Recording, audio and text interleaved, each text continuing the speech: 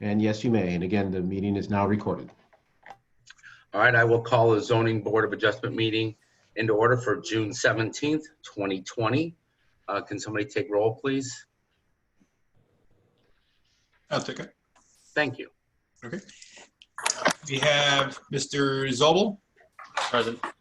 Mr. Hartman. Present. Mr. Cicero. Here. Mr. Jurgel. Present. And Chairman Gerstein. Here. And I think that's all. Okay. And let So- the record reflect that Council Liaison Mr. Carlson, City Director of Planning and Community Development Carlos Trejo, and myself, Jonathan Roper, Planner and GIS Coordinator. Awesome. So the way we're going to do this, we will make how it works. The staff will make a presentation. Then we'll listen to the applicants and ask them to speak, members from the audience. Then the board will deliberate, we'll talk, we'll close this meeting to make a motion, and the votes that we come up with are final, and it will take 4 yeses to pass. Anybody wishing to speak must be sworn in. And at this time, we can open the public hearing and read the public notice. Jonathan, you're on. Do I need to be sworn in at this point, or is that only for the? Well, you need to be sworn in. And not until you present into the public hearing. Okay. Sworn in at the public hearing. And who would like to read that? I can do that. And the public hearing states that the Board of Adjustment of the City of Olivet, Missouri will hold a public hearing on Thursday, June the 17th, 2020 at 7 p.m. Central Time. The meeting will be conducted via Zoom webinar. The link will be made available at olivetmo.com/agenda center. The meeting is in regards to the following application. The property address is 9328 Kenneth Place in Olivet, Missouri, 63132. Property owner is Parsons Joint Revocable Trust. Who the petitioner is Andy Cohen with Kennerly Custom Homes. The zoning is a SR single family residential zoning district.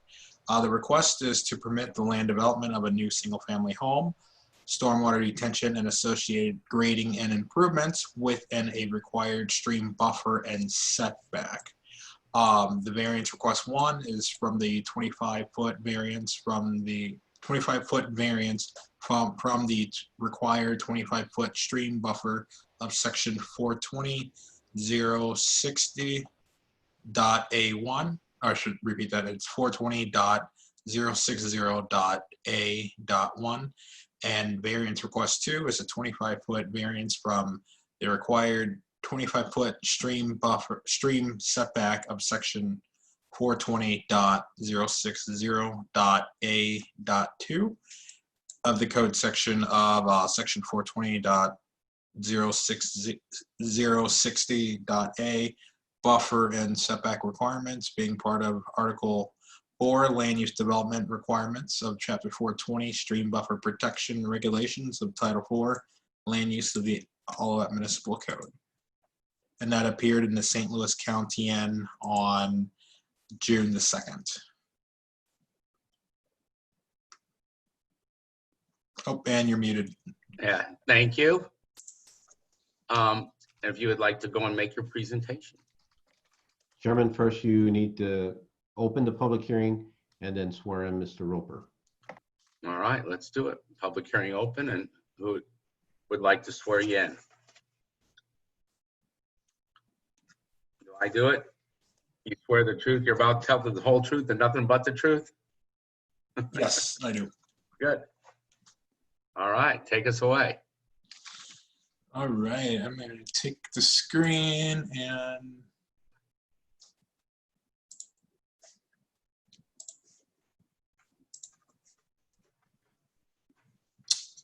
share screen. There we go.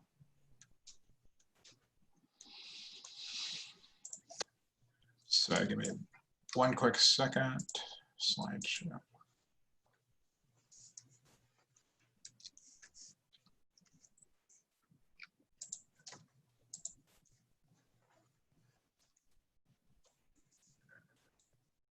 Are you guys seeing the Board of Adjustment on here or no? Yes. You see the Board of Adjustment? Okay. See it.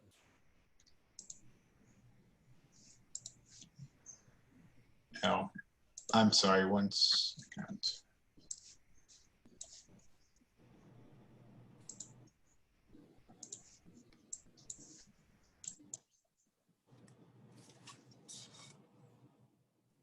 Okay, so you see Board of Adjustment.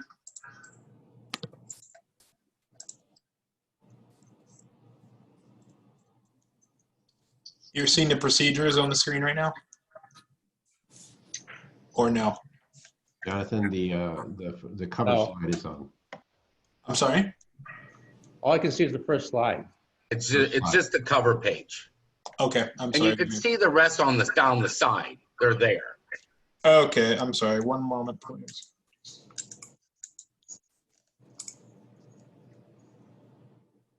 You have to click this.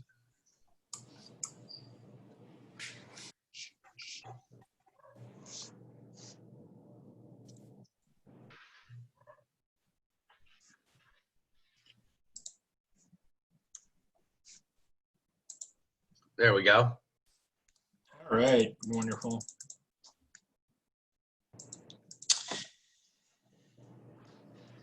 Okay, so let's start with the presentation. So the purpose of Chapter 420, the Stream Buffer Protection Regulation, is it's really just about protecting water quality here in Olivet where there's a actual designated stream.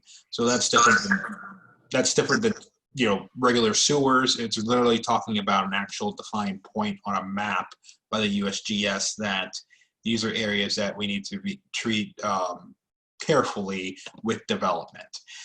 So Chapter 420 is to minimize land development near these types of creeks and to establish buffers that promote water quality.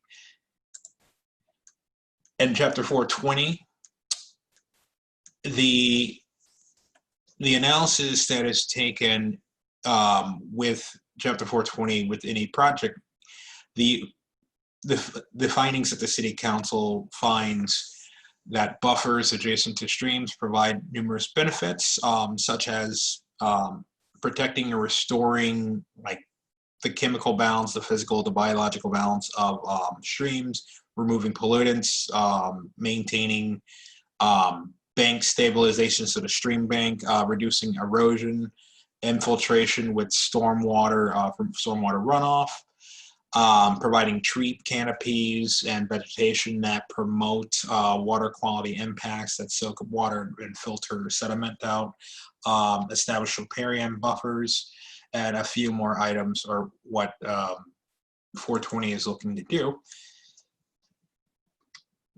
And the application of this applies to all property within Olivet and all development activity. There are some exemptions for that. On this site, nothing would be exempt at this point. Any new development or redevelopment of the site wouldn't be exempt. So this is a single family property that would not be exempt. And the variance procedures are to when the property shape, topography, or other physical conditions existing at the time of the adoption of this chapter, which was 2008, prevents land development unless a buffer variance is granted. And B, unusual circumstances when strict adherence to the minimal buffer requirements and this chapter would create an extreme hardship, variance should be considered. There are also a number of factors that should weigh into if whether to issue a variance, such as the actual physical properties of the site, the actual location of the stream on the site, the location of how much the setback intrusion is. And I actually got to move my camera around because there's never a good point for one of these cameras with a screen in front of it. So whether the alternative designs are possible, which require less intrusion or no intrusion, the long-term and construction water quality impacts and whether the issuance of the variance is at least as protective as natural resources and the environment. So on the screen, we can see where the location map is where Olive, everyone see my mouse moving? Okay, Olive Boulevard here, North Price, Highway 70 is over here. So we're just off Dolores Road on Kenneth here. Here's an aerial map where you also see the property. Olive would be up here. Here's Dolores. And here's the property where you can also see kind of the formulation of that creek in the back. And here is the existing house. Also, I just want to note that this property also, it's a pretty long property, and the creek actually subdivides the property. Jonathan, Yes, sir. your cursor or is really small. Is there any way to make that bigger? I hate to do that. Unless only do it if it's easy, but Give me 2 seconds.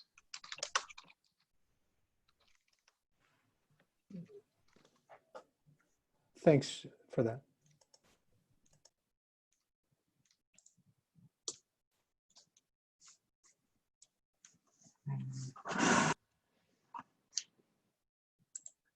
Stop share for a second.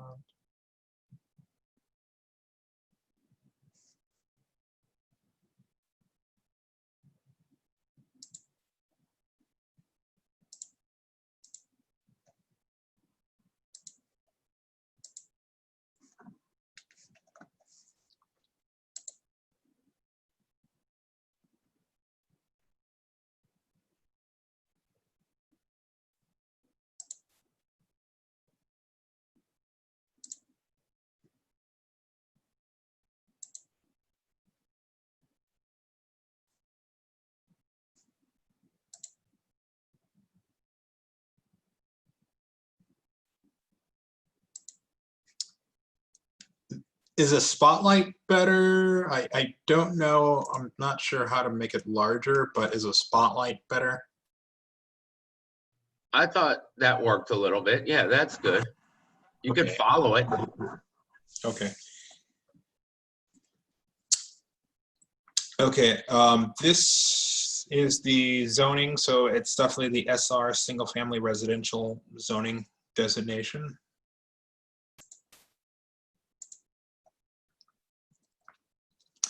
These are the USGS 7.5 topo series map that doesn't, this is the official map that we would use to note if the, what are the current streams.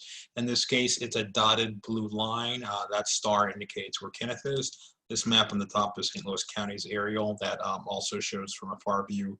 They add the blue line in there. And also this is another aerial from the USGS stream stats that have the property, and it's somewhere about right here. Also noting and looking at when houses were built, the this is just a color-coded map where the darker blue means that they were more recently built, and the lighter blue means they were built a couple decades ago. So this is 9328 Kenneth here, which was built in 1951.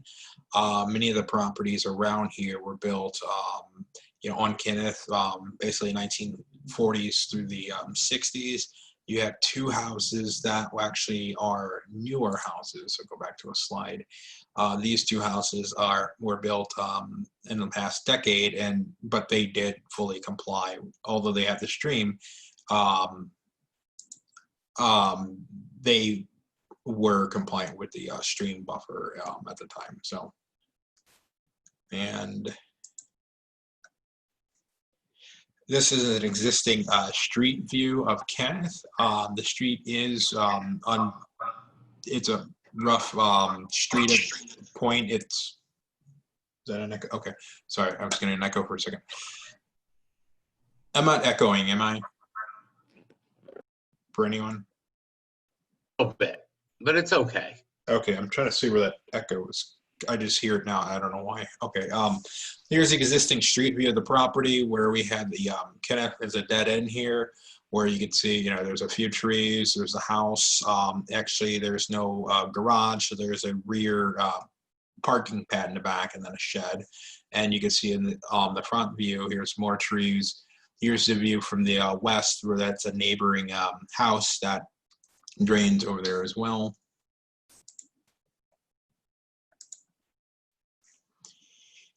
The existing conditions in the back where we have the existing house where there's a rear entry garage on the basement level.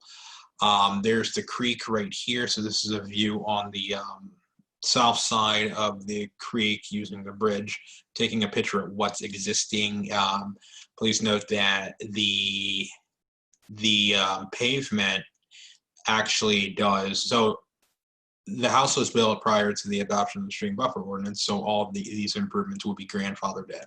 They are allowed to, you know, fix it or maintain it, but if you were doing a new house, everything has to become compliant with that. So basically, if you could imagine the about the existing houses, where the footprint of the house ends is basically where that stream buffer would stop at that point. So the deck here, the driveway is all wouldn't be in conformance, what is grandfathered in. And this is a view from if you were at the on the driveway side where you can see you know how close the existing pavement is. The pavement's roughly 5 feet away from the creek at this point. There's also other improvements in there, and this is a shot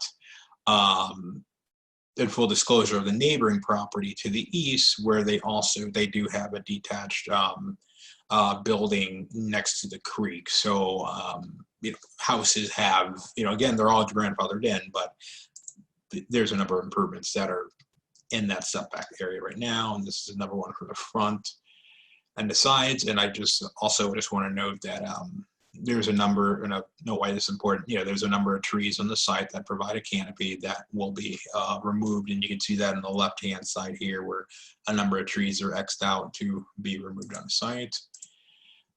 Here's a picture of the current condition of the stream. That's the rear driveway pavement right here that ends just a few feet from the top of the stream bank.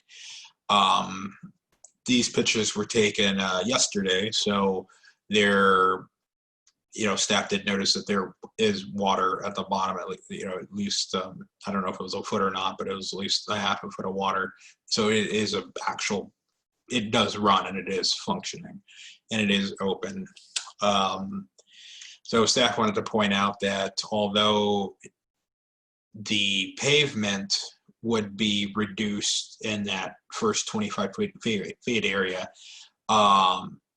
there's a stormwater detention pop-up that we'll get into in a second. That'll be important, but basically there would be an overflow pipe, and I'll explain what the significance is in a second on that one is. So we look at the proposed site plan. We have, so the lot's actually a lot longer. It's about 286 feet back. Right now we're only showing and highlighting up to basically the creek portion because the other side is not proposed to be developed or really touched at all. So we're only focused on the this side, which is I think it's roughly around like 110 feet. So on the left side here, we have, you can see the you can see the creek middle here, the stream buffer setback. So the first setback, you measure from where the top of the stream bank is located, and you take that 25 feet back.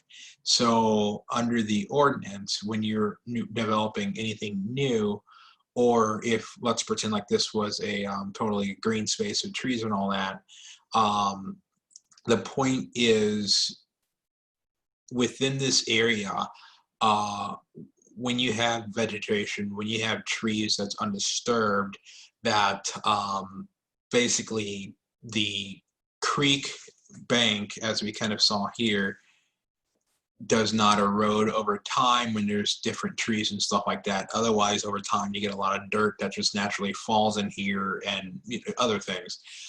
This isn't looking too bad, actually, how it stands. I've seen a lot of other ones with a lot of worse erosion, but you have the driveway in the back here that currently is encroaching into that 25-foot buffer. Furthermore, if you look at the additional setback, so this one here is you're not supposed to touch it, basically. You're supposed to let it be natural because it's next to a stream bank. This second area here, you're supposed to not have any hard structure improvements, so no house, no driveway, and you should really look to minimize the grading in there. So currently, that's not happening. There's a driveway again with the detached part of the building. So what they're proposing to do, they're going to fully remove all hard surface area within that 25-foot buffer area. They would actually which would actually restore more pervious area into the stream bank area. So right now you have this hard surface area that just water drops on it and sheds right into the stream. They're getting rid of that and putting grass there. One of the concerns that staff has, though, is this pop-up area right here, that if a large volume of water is coming out of there repeatedly over years, it will start to erode that bank, because it's just, it's like if you took a hose and you just put it somewhere, it will erode over time, which would be not holding up to the water quality standard that we find under the Chapter 420 with the stream buffer. Also, we look in here, they would expand the footprint of the house into that additional 25-foot area, and they would have a deck back here. Currently, the house barely expands into that stream buffer additional setback, but this area does too, but they have this huge parking area that does. So, if you're imagining this to be a trade-off, it almost looks like a trade-off. However, Chapter 420 does state any new development needs to comply with, making this to be a natural vegetated area, and this to, again, remove any hard surface area. You could have grass, you could level it a little bit, but you're not supposed to. And I'm going to hopefully not confuse you, but this is going to sound confusing. So the stream buffer looks at, it's not only about the improvements like the house footprint being in there perpetually, but it's also about the land disturbance itself. So technically speaking, if there were, a bunch of trees back here, they're not really supposed to disturb that and remove that. So part of that ordinance is literally stating that, because of this detention, and why we're looking at a buffer, a 25-foot buffer for this area, is literally because the land disturbance that they are looking to do in this area will basically go all the way up to the stream, because of this pop-up is right here. So their land disturbance will go here and all, their land disturbance would go, all of this over here. In this area, their land disturbance is going to be this whole area, because they are grading over here too. So they are disturbing this whole area at that point. Staff would also like to note two other items in there that the concern is so right now, back to the side right here, the stream it kind of makes like a V like this, and it kind of goes out to the side and kind of flattens out, as you can kind of see it, like if water rose above the stream banks and started going into, this area, it would hit, the garage area. If if, I guess flooding happened. So what they are proposing to do, the house footprint would come back this way a little bit, but also they would rise it a little bit, but also they would grade it so water would flow away from the house, which is what you want. But what ends up happening when they raise the house and kind of grade around it, these grades, so like this grade right here that used to be a 608, it increases 2 feet and is now 610 right here and 611 here. So that actually increased 3 feet. So if you can imagine where this is right here, this area would increase 3 feet in height. So as water, if it were to flood, good for this property that water, this house is now a little bit higher up, so water would go away from it. But the concern is increasing the height over here, increasing the height right here, to 3 feet and even 4 feet in some areas. This contour downhill, downstream from it, still stays at the same elevation. So if this blue right here is a 608, and he's noting, the site plan is noting that this 608 here is now going to be a 611, that's 3 feet taller. Also right here with the 609 existing contour is now a 614. So you're literally changing this grade to make it much higher, which basically when it rains, if it were to flood and if it were to back up, which is a concern because it is identified as a stream, and that's why we're taking it seriously. It's not noted as a floodplain. And in looking at the FEMA, the Federal Emergency Management Agency's draft, maybe future analysis maps that they're looking at, that area was not in the future floodplain. So I'm not sure exactly how much it floods, but there is a running stream back there as we saw. Narrowing that area would probably has the chance to increase, change that stream's chemistry and make a bigger, larger flow downstream, but we'll see. We don't really know. So get to the facts of the property. 9328 Kenneth Place. It's a zoned single family. It's a legal non-conforming lot of record because the width does not meet the 100-foot width. It's about 80.5, so it falls to meet the excuse me. 1 second. Sorry about that. It fails to meet the legal conforming standard. The improvements are within a stream buffer and a buffer setback, but they are grandfathered in. The lot, according to St. Louis County, is a part of the G.W. Birney Estate subdivision. The home was constructed in 1951. Excuse me. It was acquired in April 2009. It's been under contract this year with Kennerly Custom Homes since I believe it was March of this year, but please, the petitioner could correct that if I'm wrong, but it was this year. And the square footage of the house is 736 square feet. I'm sorry, 1 second. Coughing's telling me I'm talking too much, so sorry about that.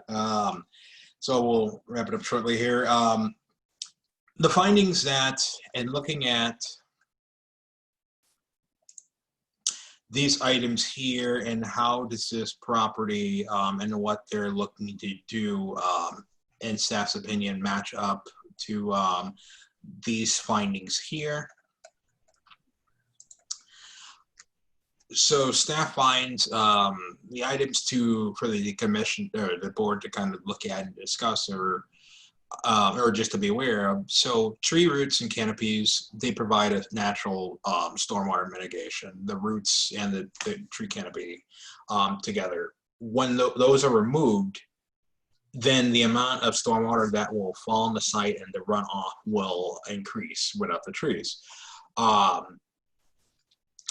And also we know that at this point, all runoff on that site enters the creek. So removal of the trees, as they noted on the site here, would probably, that would change how much water is on the site, and you would probably see more water, which might lead to more erosion, because the more water that goes down the hill could increase the water entering the stream. The building's footprint is wider and larger. So as you can see, let's take this one. As you can see on here, this footprint is almost, it's more than double of the existing house, and it's also wider and further back. So water would then, water flows from north to south and also from west to south and southeast. So when water is flowing back, more water has to be, instead of just flowing over the grass and hitting the trees like that, it now actually has to go, and it's concentrated along this property line here. So you get a harder concentration of water going back towards the creek. Also, as we noted, the grades, as you increase where the grades are, as you increase the grades right here from 608 to 610 and 11, and this one from 609 to 613 and 614, that you would see a higher velocity of water that's running down towards the creek, which again looks to go towards, leading maybe towards erosion. Maybe it doesn't over time, but that is the things that we are considering at this point. Finally, the stormwater detention pop-up is 1 foot away from the top of the stream bank.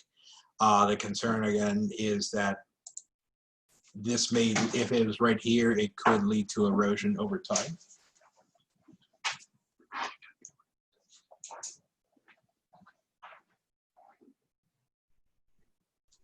Okay.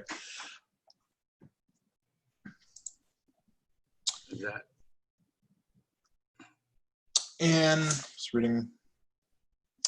Also, just to be aware, there is a tree. I'm being told, yeah, there's a tree over here where the stormwater detention is right now. So what we also don't want to do when you're putting in stormwater detention, what you don't want to do is to set it so close to a tree that that tree won't survive over time, and it actually destabilizes the tree and kills it. So you want to make sure that tree is not being shown on this site plan I see, but it should be over here, which may or may not, it should be right here.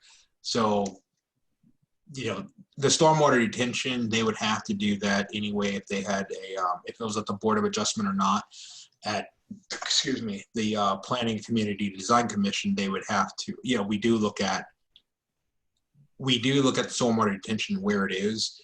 The board, tonight the board would need to look at if that detention should, is that fine being so close to this creek along with the pop-up, or how far does that need to be back?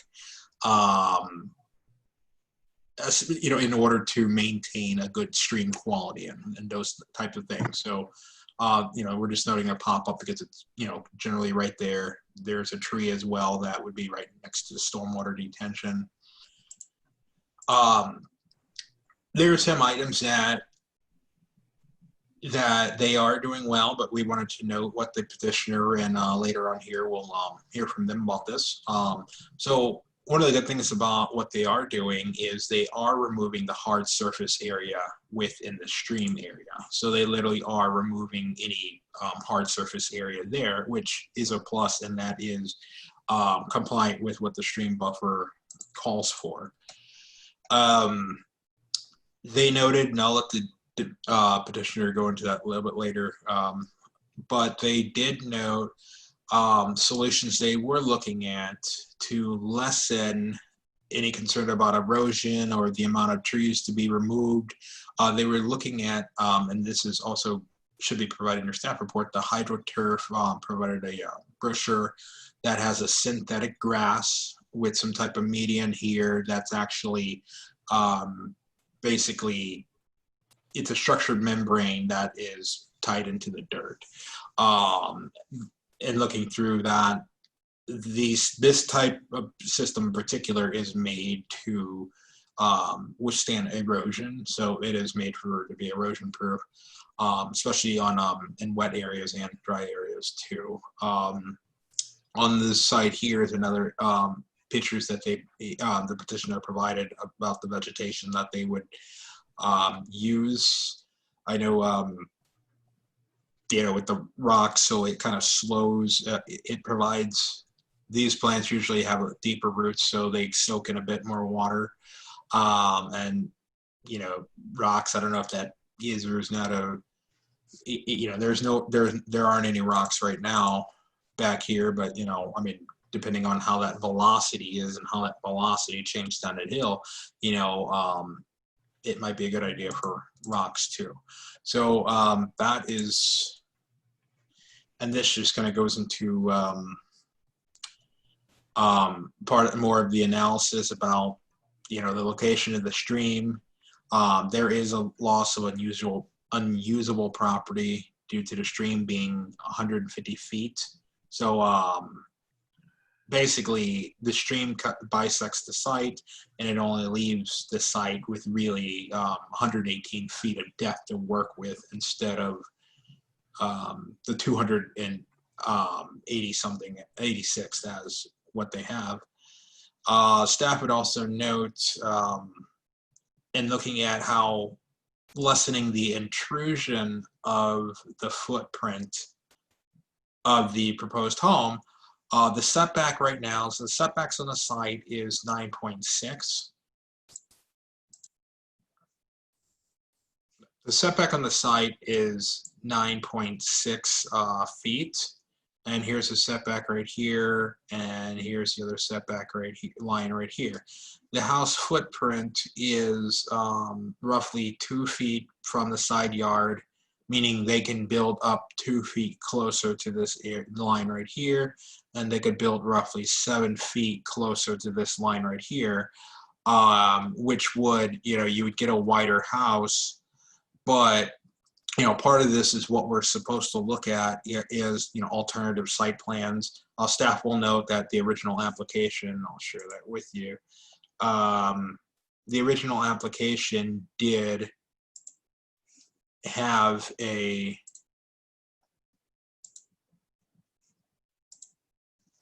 original application, which you see on the screen right now, did come with this footprint, which there were revisions that were needed at the time, but they did show a house that was further back. So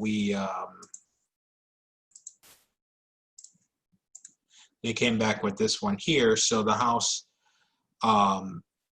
and deck, the deck fully encroaches. The house does too. But one of the items to kind of discuss is, one is, if the footprint of this house, is this an acceptable house regarding in what they're doing back here, or do they need to look at alternatives to fill in this area here, or is this an acceptable style of house to put with this? But staff's just noting in the analysis we have to look at the other space that they do have, and we are noting that they do have 9 feet of additional space, 2 feet on one side and 7 feet on the other. We're not in disagreement of the house footprint, but we're just noting it. The application of stream buffer, looking at the alternative designs. The stream buffer itself, if they were to build up to where the stream buffer is, the 25 feet and 25 feet, which they could then start building a house, here, minus the land disturbance during construction, they would only have 31 foot depth house. Some of the smallest houses we've seen in all of that, just a normal traditional footprint, are about 42 to 43 feet. So it is, the 31 foot depth would not be sufficient for the same house that went on a similar size lot, like a cherry tree, a harvest, or a hilltop, I would say. But This lot is a little bit wider, so, you know, although it's the same footprint, you know, they have a little bit more space here. But again, it's about 10 feet. A normal house that we've seen in all of that is usually around at least 42 feet, I would say. Finally, you know, they are using stormwater detention, so they do have at least some part of a, on the plan, a long-term stormwater quality portion of that. Finally, I don't know if this is the time that should go and talk about the recommended motions or later after the public hearing. I'm not sure what should, I'll just go over it now. So, so there's two motions to be made, and I'll just discuss how it is as written, and then what the commission could have, or the board kind of didn't know what goes into that. So motion 1 is for the undisturbed natural vegetation buffer. I'm sorry, let me go with motion 2 because this actually makes more sense this way. So motion, I'll go to, it's the additional 25-foot setback. The 25-foot setback is, I don't know where my slide went. Here we go. The green here is the 25-foot additional setback where basically no house should be, and they should really minimize grading. That's for motion 1. That would vary this entire thing. So if approved as noted, it would allow the deck and the grading to be as is, or at least no further than, so the house would be basically kind of stuck to this footprint. You know, if they wanted to jet out a few feet more, at PCDCA would be able to, but basically they would not be able to go back any further with the deck or the house. And that's motion 1. Basically, if that motion were not to be approved, then, I mean, there's no point with going with number 2 because basically number 1's, you know, the meat of it, which is the house. So the additional buffer needs to be discussed probably first in order then to talk about this one back here, which is the undisturbed natural vegetative buffer. So of course it's not that way today. They would look to take out all the hard surfaces, but the real question, you know, which sounds great, and that's within what you're looking for with a stream buffer, but the question kind of is this pop-up here, you know, that driveway kind of goes back here, so that pop-up, that's something that the board probably should look at to see where that pop-up, you know, how close should that be, and then also the detention, you know, should it be that close or does it need to be further back as well? And that would be under motion 2. So also, as the motion's read, it's noting that it would also approve the plans as you see it today. So if you did want to, if you just motion and approved everything as is, at the end of the day, this is what PCDC would see, something similar to this. So with that said, I will just note the items for the record at this point, and then I will pass it back to you, Chairman. Yeah, items for the record, there's a building permit application received April 4th, 2020. The building permit application denial letter provided to the petitioner, that was dated April 15th, 2020. The PCDC application received May 13th, 2020. Okay. Actually, just give me, I'm sorry. One moment, please.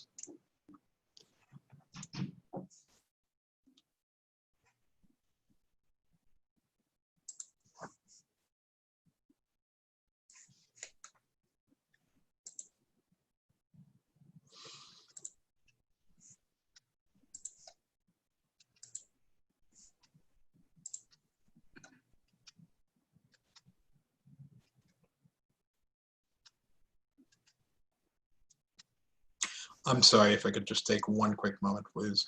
Sure.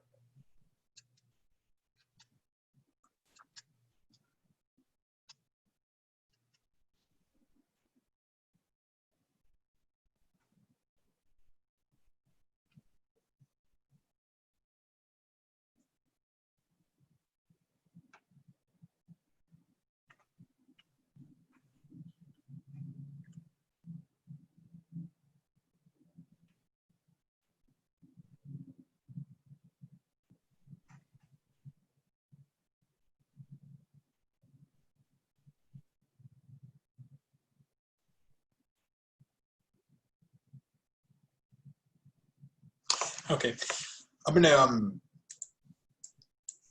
just note what can and cannot happen on just to clarify kind of the rules with how we can and cannot touch the stream.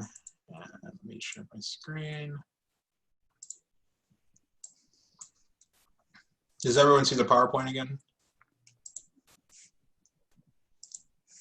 I'm not seeing. Oh, I'm sorry. There we go. So a few of the rules with regarding the stream bank is that all of that, so Chapter 420 stream buffer regulation, that comes from all of that, approved that over a decade ago because it's MSD, we are co-permittee with St. Louis Metropolitan Sewer District, and we have to follow different rules. So properties over an acre have different standards with MSD. Properties under an acre, the municipality kind of enforces rules that we kind of mutually agree on. So the stream buffer was one of those. Many municipalities have it. So if anyone wanted to do anything outside of the stream itself, outside between the stream bank, anything outside there is under the jurisdiction of all of that. So this board, for example, has a jurisdiction about how much to vary. Regarding anything from stream bank to stream bank within the creek, that is a U.S. Army Corps of Engineers jurisdiction, and we really just could not touch it. I mean, someone honestly could walk in and do something without all that knowing, but technically that would be illegal. So nothing is really supposed to be touched back there or modified without the approval of the U.S. Army Corps of Engineers at that point. So I would note as well, though, this area here is at this point very open land. This area is, here's the house here. It's a very, let me go back to my pointer.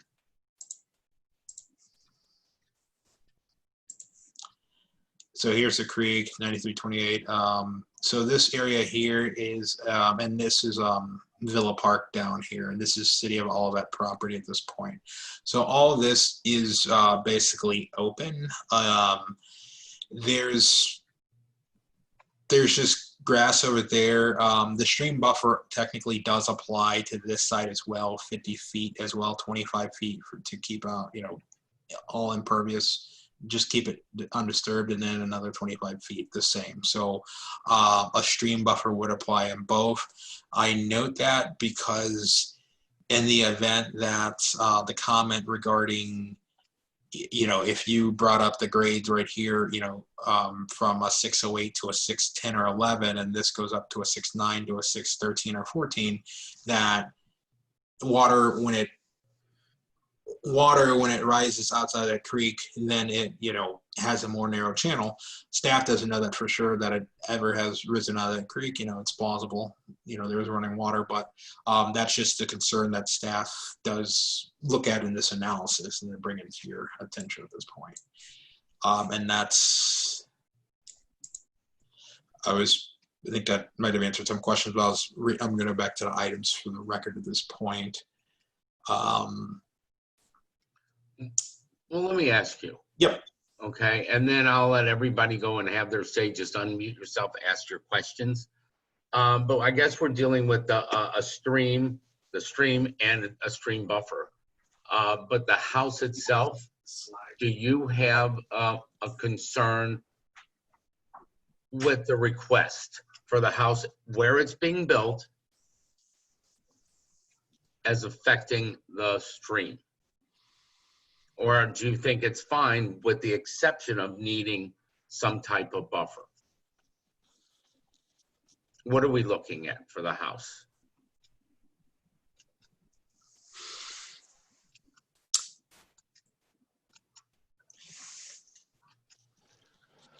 Are you okay with it?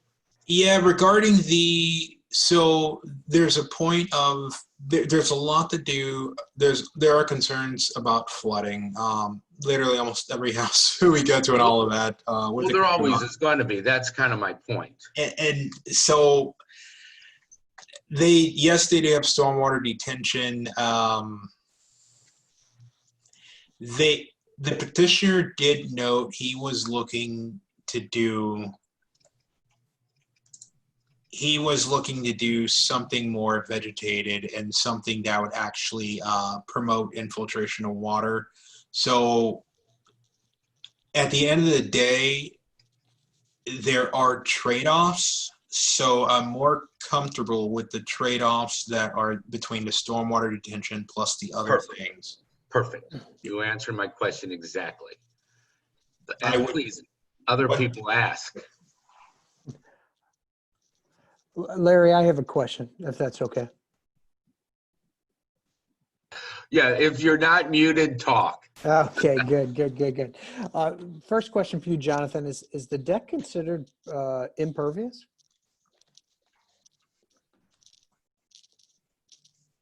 Jonathan?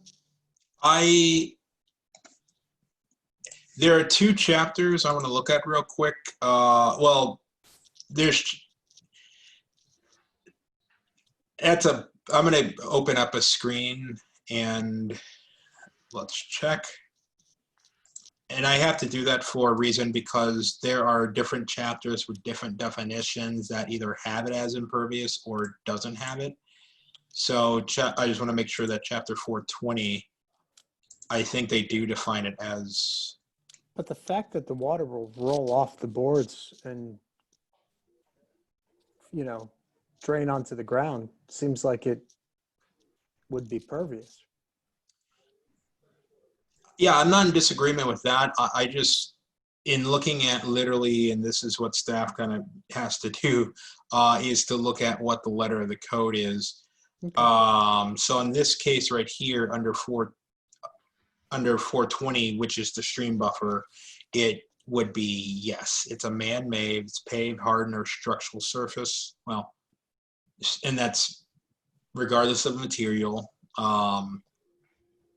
It roofs, buildings, streets, roads, decks. So under 420, it would technically be considered an impervious surface area. If we were under PCDC, usually we consider what is beneath a deck to be the impervious spot because it does filter through. And if it's a hard patio underneath, that would be impervious. If it was grass, we would say it's pervious. So, but 420 does say it's impervious. Okay, I have another question too, and that's if you could pull up the aerial slide.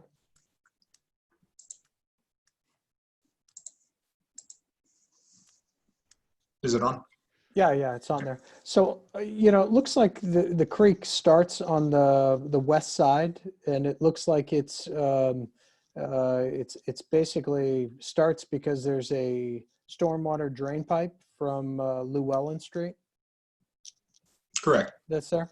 If they just extended the drain pipe across the property, would we be having any of these issues?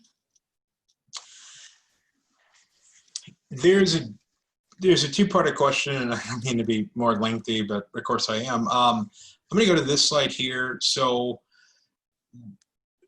there is a imperfect system where ultimately this water here, the basin at 170 and Olive, next to like the big stormwater basin at 170 and Olive, this water ultimately leads over there. Right. This water is picked up and piped all the way from, I believe it's Dealman Road, and then it's an incomplete system, and it just lets out here, and it picks up right behind the shops at Price Crossing. So, do you know the diameter of that pipe? I would like to say it's probably a 42-inch pipe, is what I believe. So it's pretty big. And well, I would note this, and this will get to something that's also curious, but we have to go at what's today. So The USGS, if the USGS took that dotted blue line off their map tomorrow, we would not have this meeting, and there would not be an issue with a stream to protect, because, you know, by code staff, you know, we have to enforce it. But if there was no dotted blue line on this map, and if the property was down here, we would not be at the board today, and this would just be a PCDC issue. So if you were to pipe that, we would honestly still have to wait until the USGS designated it not to be a dotted blue line at that point. So we would still, by law, have to go through this. So, but if they were to pipe that, a lot of the issue probably would go away because the water is channelized. So I would assume so. Okay. But a 42-inch, that's a pretty big pipe to Yeah, extend. I don't see them doing it. Right. Well, and the reason I did bring up the 42-inch pipe was that, and this is where we can't go with what's in the future. There was MSD does have a list of unfunded projects, and that was one of those that literally connected exactly what you were talking about, but we really can't go with what's unfunded because it could be unfunded for another 10 years. But basically, yeah, that's why I know I could bring it up for you if you like, just to show you that it's there. But No, it's no big deal. Then I had a question about the stormwater retention system. If that could be moved more towards the west side of the property, kind of in between the 607 and 610 elevations. over here, Yeah, right there. I would. At the end of the day, well, Clay Vance is, I believe I saw Clay Vance of Advanced Engineering. He's the site designer of this. I would rather wait till he can tell you. Makes sense. But I mean, We'll wait. yeah, okay. That's all the questions I have. Next. Anybody else have anything to say? Jonathan, Yes. where are they proposing, or maybe this is for the engineer, this hydroturf material? Is there an area where they're proposing that actually goes? I know it may have been an alternative, but I would defer to the petitioner because they brought the brochure, but it's not on the site plan. So, okay. yep.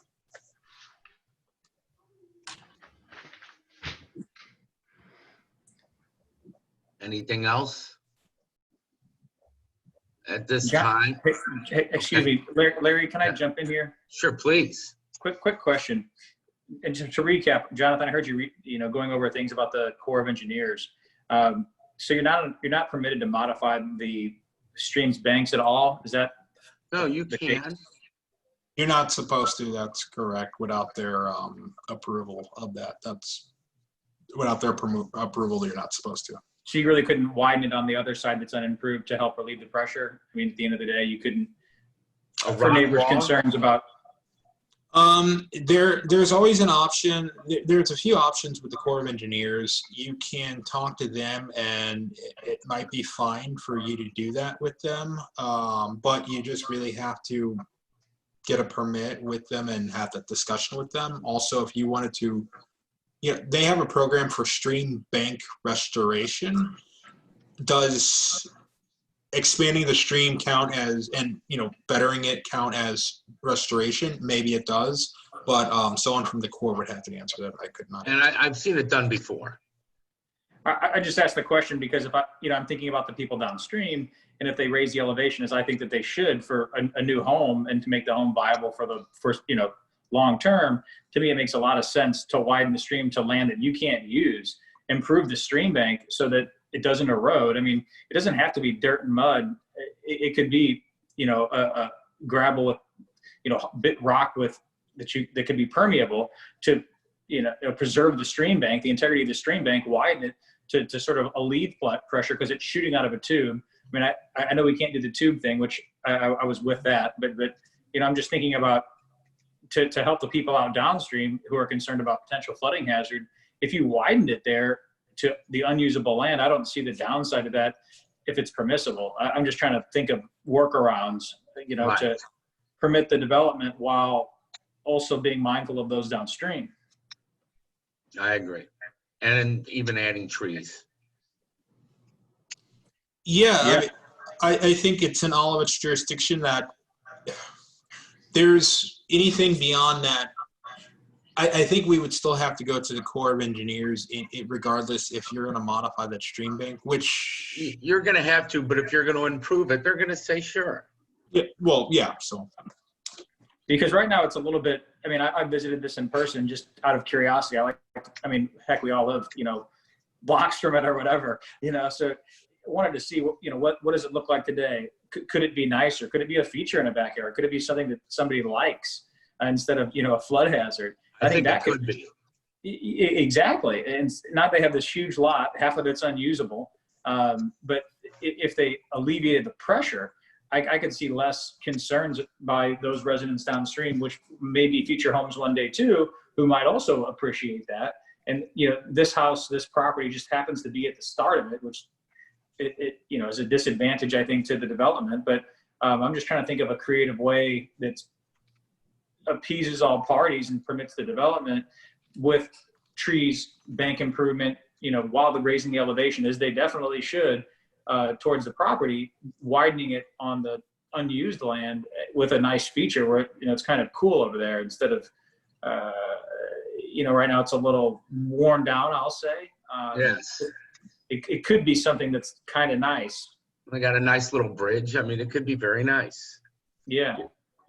So I'm all with that idea, but in the context of tonight, since we're not going to be able to get the Corps to chime in here on Zoom, would that, if we got on board with that idea, which seems like, and I think we're going to hear from a number of people here, but would that be a situation where we'd need to table this for, I don't know if it's 30 days or however, so we can get the Corps to actually sign off on something like that? Or how does that work? It depends on what your conditions of approval are. So going back to if everyone was fine with relatively, unless you wanted to change like the stormwater or POP or whatever, but if you were fine with the house, then it's really that we would approve it with the caveat that this would have to happen. Otherwise, if it didn't happen, then yeah, they would probably have to come back to the board 30 days.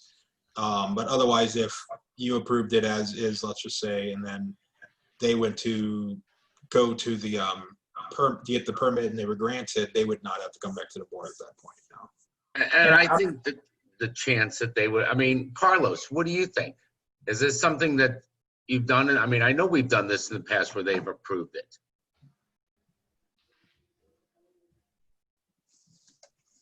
And you're improving it, so. If I speak, I need to get sworn in because I'm a staff Well, member. So Okay. What'd you say? Did you swear to tell the truth, the whole truth, and nothing but the truth? I do. All right. Chairman, the question was whether we've approved previous variance requests with conditions placed upon for compliance. Is that correct? Well, we're just asking if we went to and asked for the engineers to put in, if it was like to upgrade it to like a rock wall structure or. Yeah, the board within its realm has the ability to add additional conditions subject to whether it's staff review and approval following, the guidance from the board, or if they need to be brought back to the board, or if a condition cannot be met if we have to bring it back to the board. Okay. So, And we then could put the in these things like the hydroturf or the rock bed or trees or, as all part of the condition. That's correct. All right. Cool.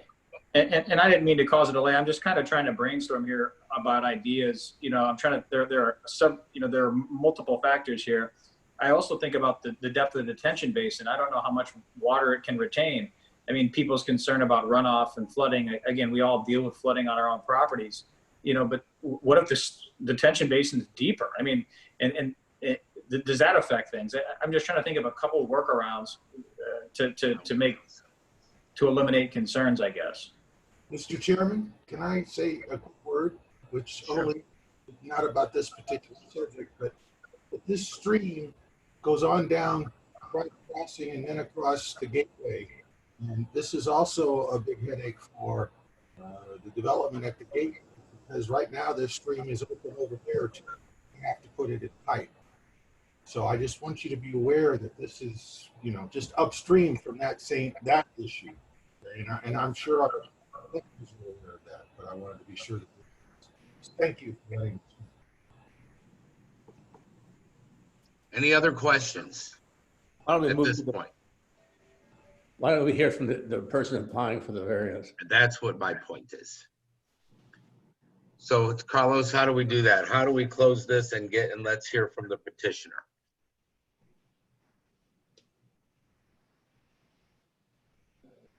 You're on mute, Carlos.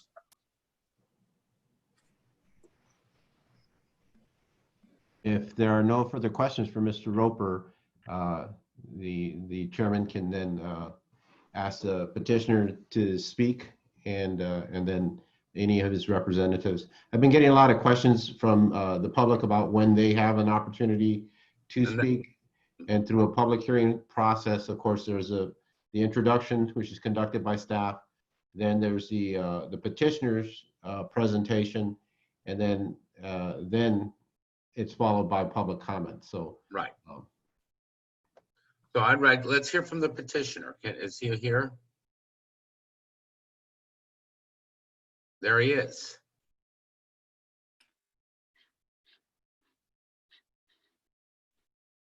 Carlos? I see. Did this work?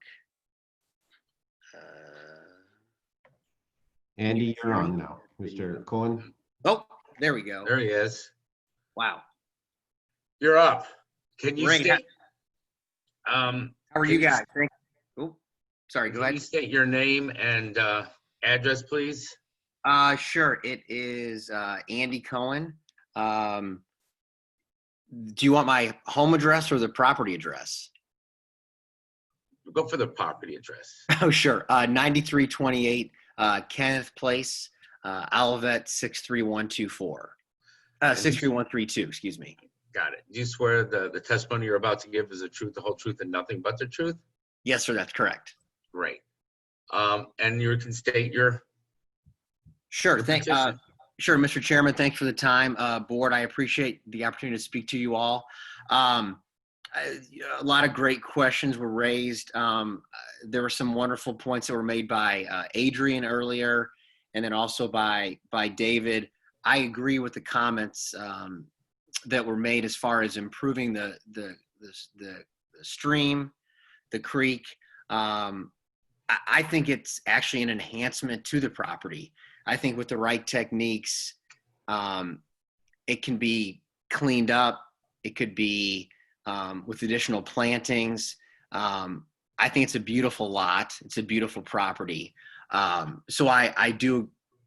Oh, you guys still see me? Yeah. Okay. You're good. Yeah, no, I agree with those statements. To touch back on the hydro turf or the artificial turf, my intent and my goal, and I'm not a civil engineer, although I know I believe he's here on the Zoom call. That was my suggestion, to put around the pop-up emitter to help slow down any potential water flow and then any potential erosion. I've used the product before in some other instances. That was just a suggestion on mine, but I guess to the point that the board brought up earlier, to me, it comes down to more what your thoughts are on the house encroaching into the area, not so much the detention. I think that there's there's room to discuss what we could do with that, if it could be relocated. To me, it's more about the house and the structure, what your thoughts are on that variance.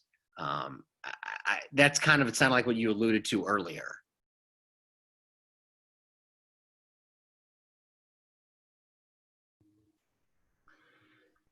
I'm sorry to interrupt. Should I, No, is this screen okay, or do you want the slideshow? Do you want the site plan, or do you? whichever I'd one's like better. to see it. Yeah, the site plan, if you want to show us what you're thinking.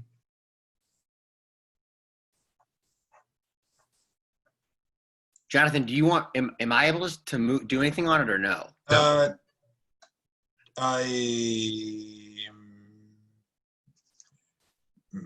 can give you remote access. Well, no, I can try. You don't have to do that. That's okay. Or, that's fine. I just gave you remote access.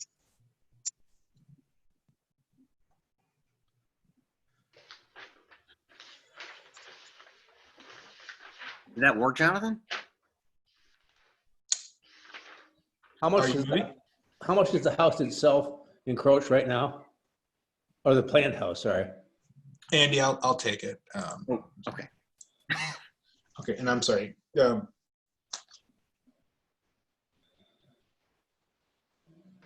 about the house itself, how much does it encroach? Jonathan, do you want me to? Oh, I'm sorry. I was letting Andy talk about. Oh, I'm sorry.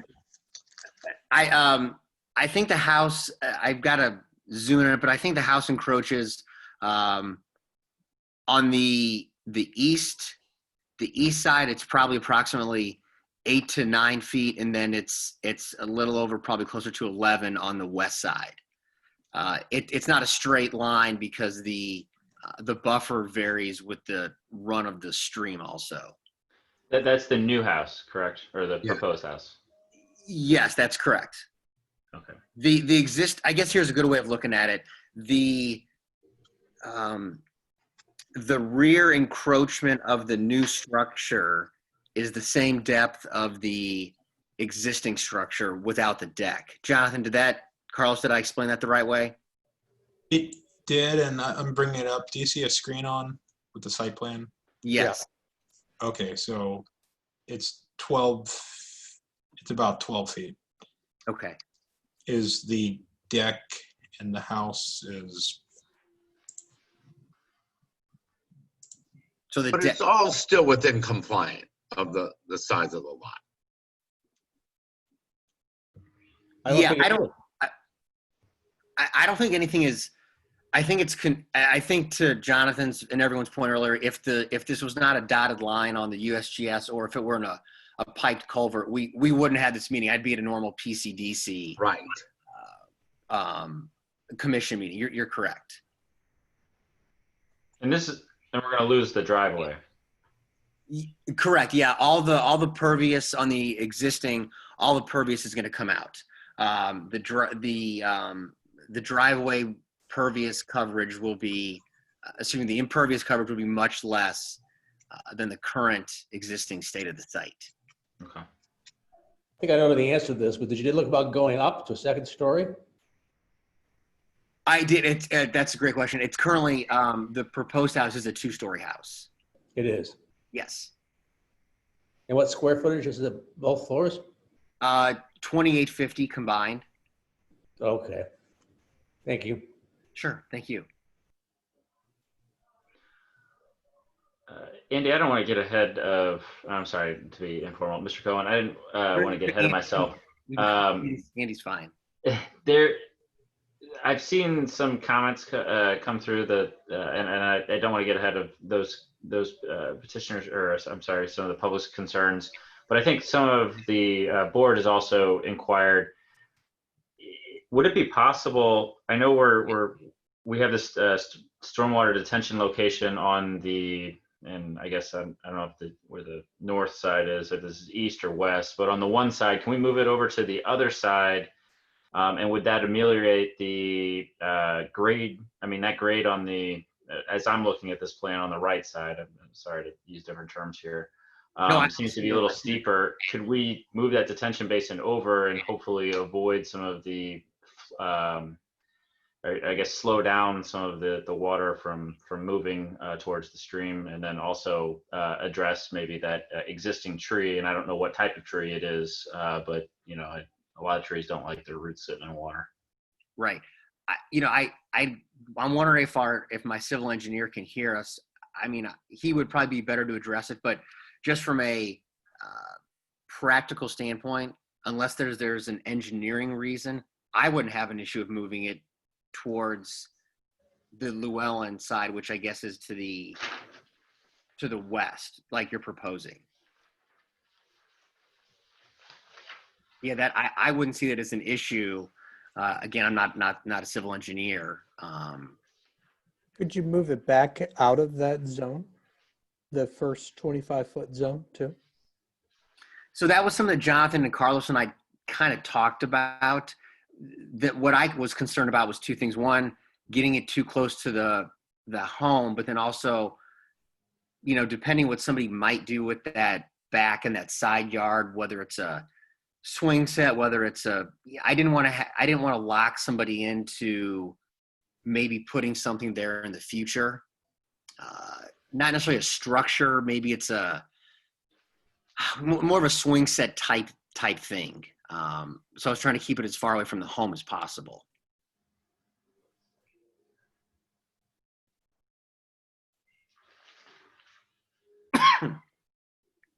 Is there a way to, Carlos, can you hear me?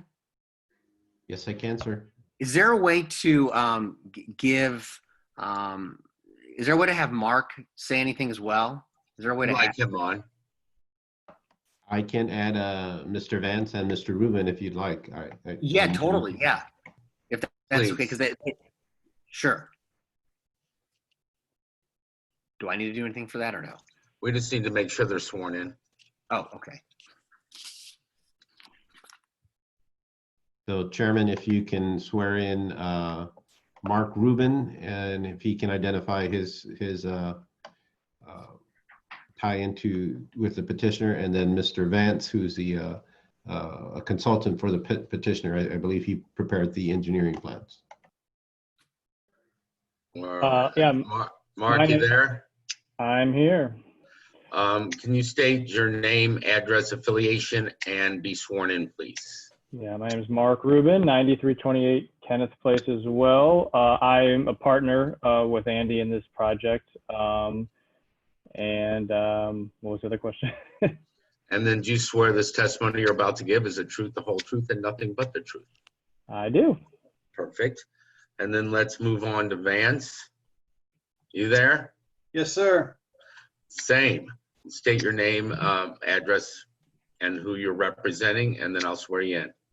My name is Clay Vance. My offices are at 10537 Lackland Road in St. Louis, 63114. Civil engineer on the project. And you swear the testimony you're about to give is the truth, the whole truth, and nothing but the truth? Yes, sir. All right. You guys we are free to ask away. Thank you, Mr. Chairman. Mark, I know you want to make some comments, and then Clay, if you want to address a stormwater retention relocation to the west, I'd love any input you have. Yeah, I'll go first real quick. I'll try not to take too much time because it's already going on a while. And I'm not the expert. Andy's the builder and Clay's the engineer, but I just wanted to thank everyone for hearing this tonight. I've been an investor in Olivet for 25 years. I still own quite a few houses in Olivet. I just recently, with Andy, built a couple houses north of Olive in the Hilltop area. We're getting ready to build a third one there. This opportunity on Kenneth came to us. And when it was brought to us, we looked at it, we loved the lot. We fell in love with the lot. It's the house is really small, and it's sort of feel like the best use would be to tear it down and build a new house. It's sort of a street that sort of seems like it's ripe for redevelopment.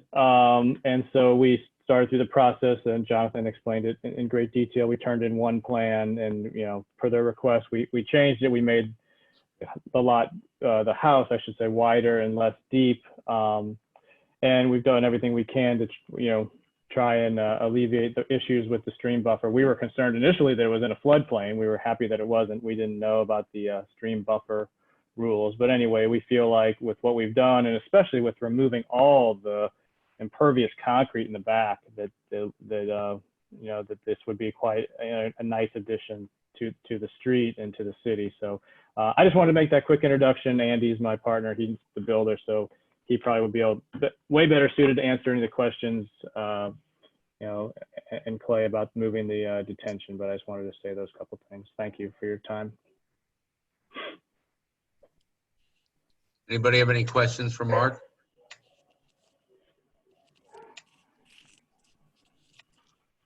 Then Vance, Yes, sir. can you discuss about I guess you guys have done a runoff survey and have the We information. have, and thankfully we're doing this way today, so that while I was listening, I was also able to do a few calculations while we were up to get some additional information. A couple of things that I'd like to throw out there is, number one, the stream buffer regulations are typically to preserve a natural stream bank, a natural buffer. This is Right. not that. This is a lawn that's been maintained as a lawn, and it's really so that 25-foot natural vegetative buffer isn't really a natural vegetated buffer. It's a mowed lawn. And taking out the concrete is a huge benefit to that. Couple other things with regard to the dotted blue line on the USGS. That if you look at the USGS, that line continues on up and follows the pipe system to the west. So, USGS would, it shows the enclosed system that goes on further to the west also as a dashed blue line. Not that really makes a whole lot of difference, and obviously it doesn't matter to the black and white of the rules here, but just to kind of give you that perspective. With regard to the stormwater, that's a 42-inch pipe that comes out of there. I was able to quickly pull up the county maps and do a drainage area on what's tributary to this stream in this lot. It's about 29 acres. That generates about 72 to 85 cubic feet per second on a 15-year, 20-minute design storm, which is what we typically use to calculate that kind of stuff. I looked at the capacity of the stream, just taking a wild guess at, and at the top of the bank, that thing will carry somewhere over 200 cubic feet per second before it's coming out. So there's really no concern that the water's going to be up anywhere near the house or near those 608 contours or anything else as far as that stream coming out of its banks and flooding. It may come up over the top of the bank a little bit, but it's got we've got some huge problems if it gets up to the house. With regard to moving that, it's usually best to have the stormwater detention in the lowest part of the lot, but there's certainly reasons and times when you don't. Moving that to the other side isn't really that big of a deal. We could certainly move it over there, and it would be good to be able to construct it within that stream buffer, though, just like Andy said, to keep it out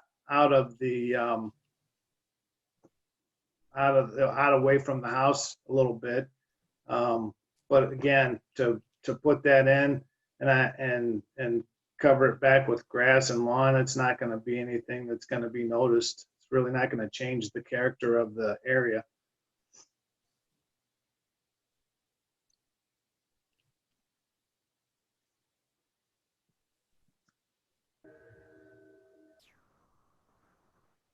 Anybody have any questions for anybody? No? All right, you guys are scaring me. Chairman, if Mr. Roper can go back to the purpose and intent section of the slide and then ask the developer, or the petitioner, or the petitioner's representative, again, to kind of identify, what they feel through their project that they're meeting the city's goals. Thank you. Sure. Jonathan, you want me to address those, or are you going to need to read those, or do you want me to just go one by one? Oh, if you could. Go Yeah. by one by one. One by one. One by one. Sure. Okay.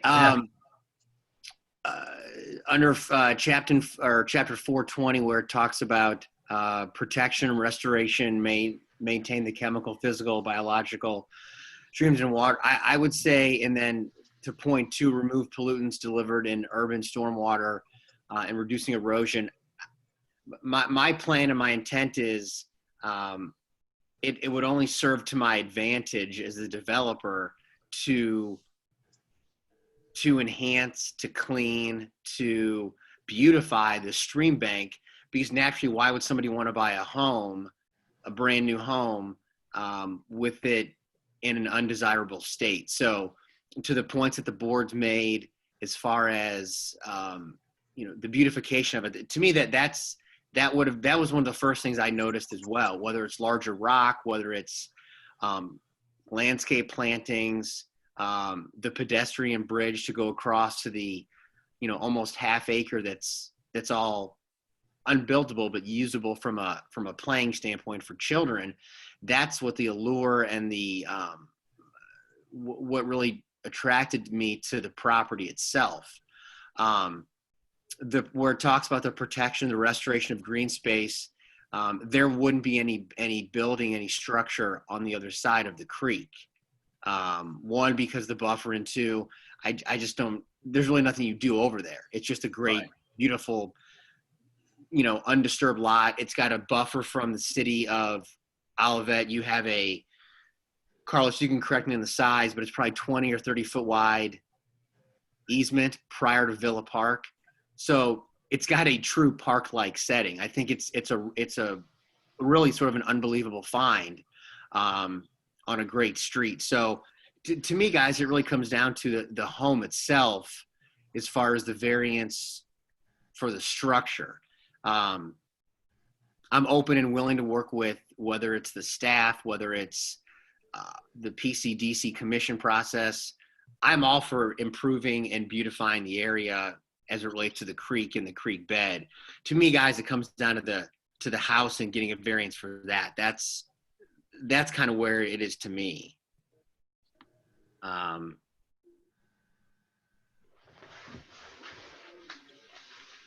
One sec, Carlos.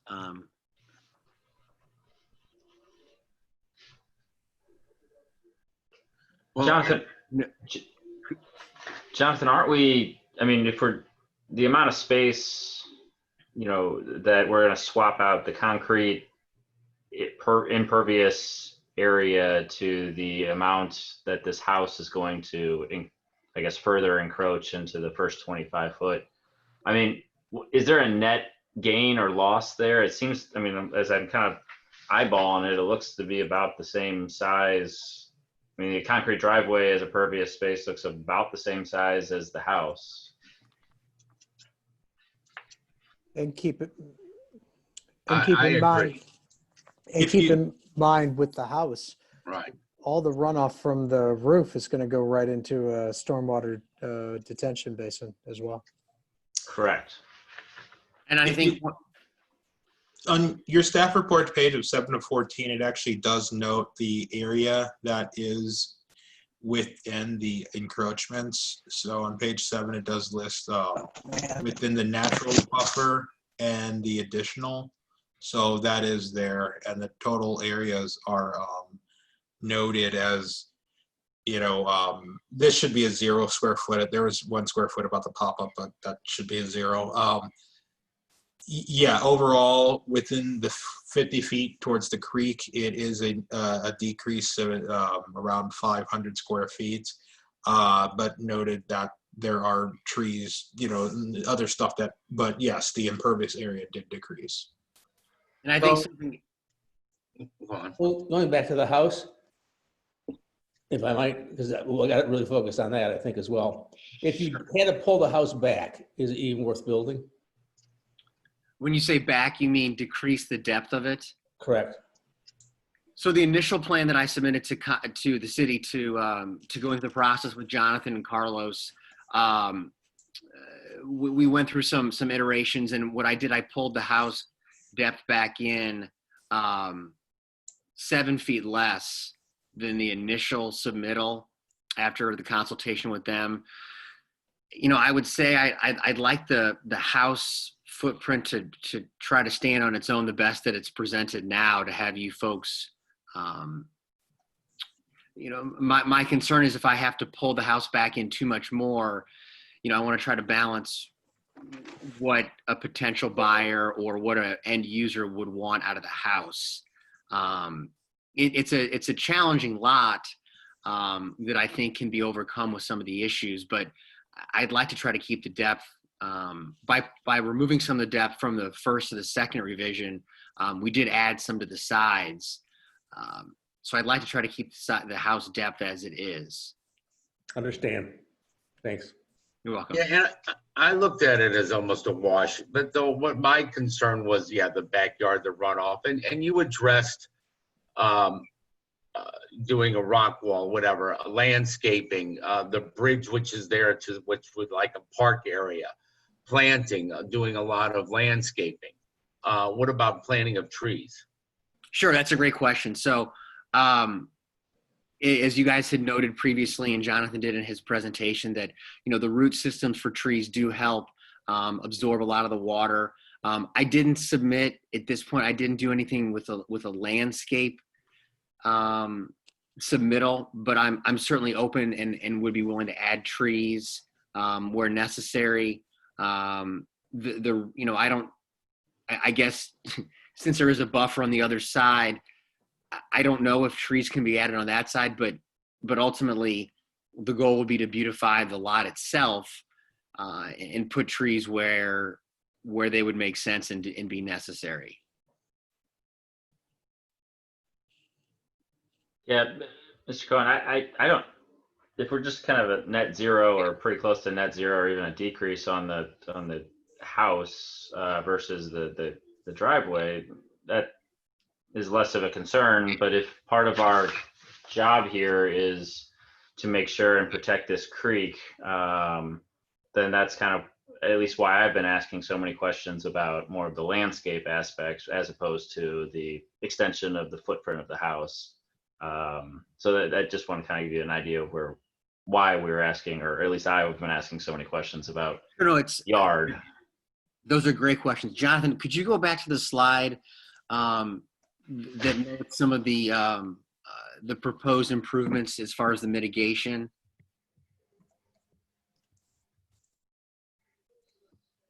This one. Are you seeing it? I see your calculation still from the present. Oh, okay. Sorry. It's okay.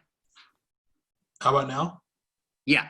Okay. So, you know, these are just, you know, folks, these are just smaller plantings, but, you know, things that I would envision, you know, as far as installing like 2 to 3 inch riprap in the creek bed itself, putting some, these are some plantings that MSD has recommended as far as some of the species that help absorb some water, that are also can be slightly inundated with water, that don't die right away. By having some of this artificial turf close to the stream bank, it helps prevent the erosion, you know, to the creek and to the stream itself. So you're right. Yes, there are, you know, they're part and parcel. There's the home variance itself, and there's also the buffer for the stream bank. And I think it was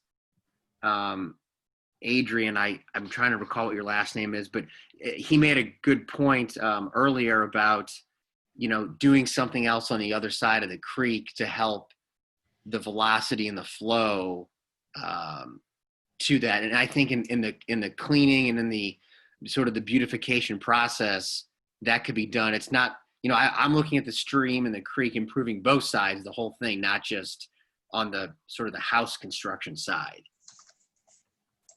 It's tough for me also to kind of demonstrate this too over a video, and No, I get it. if I had, you know, a better way to explain it, I certainly would and would be happy to do that. Anybody else have any questions for anyone? I just have one question, and Please. it's when you take up the driveway and you dig, you know, down for the stormwater detention, can we get any sense of assurance that you can get, you know, sod back on top of there, you know, especially since that's within that 25 foot of where we're not supposed to disturb? Oh, you mean, can I give you assurance that I would do it, or can? Yes. Oh yeah, oh yeah, absolutely. Yeah, I would. Thank you. Yes. Just so we don't leave that all as just dirt for an extended period of time, you know, be able to, you know, do what we have to do to do this, but then, you know, quickly get it covered again and put back to the way it was, if not better. Right, that should be a given. Yeah. I mean, Rob, imagine like a more of a typical site where it would have been graded and the dirt exposed. It would be graded, and then sod would be installed with irrigation also. Great. Perfect. Any other questions now? Okay, so we have heard from everybody. What about the public? Any comments from the public? If they could come, be sworn in, state their concerns, and we can move along. Okay, Chairman, I have several attendees that are listed, and Sure you do. and then I also have several comments that have been submitted by chat that I do. You've muted. You muted yourself. There you go. All right, I have several attendees that have that are online, and we'll go through that list. I also received several comments through the chat discussion. Why don't you read those chat comments first? Let's get those out of the way, please. All right. Bear with me one second. Yeah, let's make notes, guys. For received a question about what is the typical variance. The interpretation from what they saw in the proposed plans is that there is a 25-foot distance from the proposed deck to the creek, and that is correct in there. And I did respond back noting that the variance request that currently is being considered is there's a total of 50 feet, some of 25 feet of it being setback, 25 feet of it being buffer. Within that 50-foot distance, the edge of the deck would be 25 feet from the stream bank, and therefore that's where you see the 25-foot marker that's noted there in that red area. Okay, check. There's been several comments and concerns about a tree near the property line where the detention area is at. I believe that tree is at 9326, and they're concerned about impacts to the roots if that detention system is left there. And of course, it sounds like there's some consideration of relocating that detention system westward towards Llewellyn as opposed to further down the creek. There was some clarification regarding some of the grades Mr. Roper went through from Angela Penix. I'm not sure there wasn't enough detail in the comment alone, so it might be something she may want to comment about.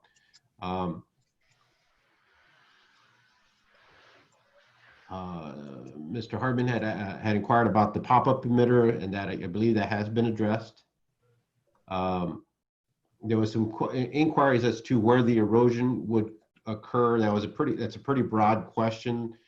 We responded in terms that the erosion would occur along the creek and along any steep sloped areas. It's just a natural occurrence in there. So there's not any specific area in there. The discussion during the presentation was, fully along the creek as more stormwater enters the creek. There is a potential for additional erosion given that the creek's not maintained in there. If there's any remediation that could be implemented to reduce the amount of stormwater and concerns that the creek really can't handle any additional erosion. I did note that in our code that all new construction is now required to have a full detention system in place, on-site detention system in place to hold the full volume of all the storm water generated from the roof of the house and then stored on site. So that leaves the addressing the grading and any hard surface improvements on the property. And those are being noted by the developer would be mitigated via the vegetation, the siltation, the rocking of the riprap of the creek area and such. There was a question if there was any consideration to vegetal roofing, which is kind of like a green roof. And no, there's nothing indicated in the plans that a green roof is being proposed. There was a note that the creek already floods out of its banks during the heavy rains. Not surprised, that creek takes in a large volume of water, as Mr. Clay had noted, and Mr. Roper indicated, all the way from Gilman. And it has been identified by MSD as a need to be addressed. However, the funding has not been put in place to do so. But they are concerned about the higher flow raising of the water level and how that could impact their basement. Is there potential to widen the stream? I think that was from Mr. Hartman. There was some discussion regarding that with Mr. Roper.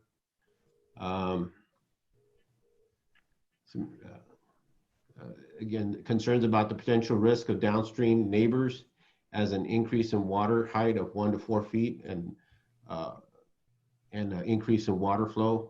And again, that kind of represents several of the comments I just noted too. A lot of people on the down portions of that stream are concerned about the excess stormwater.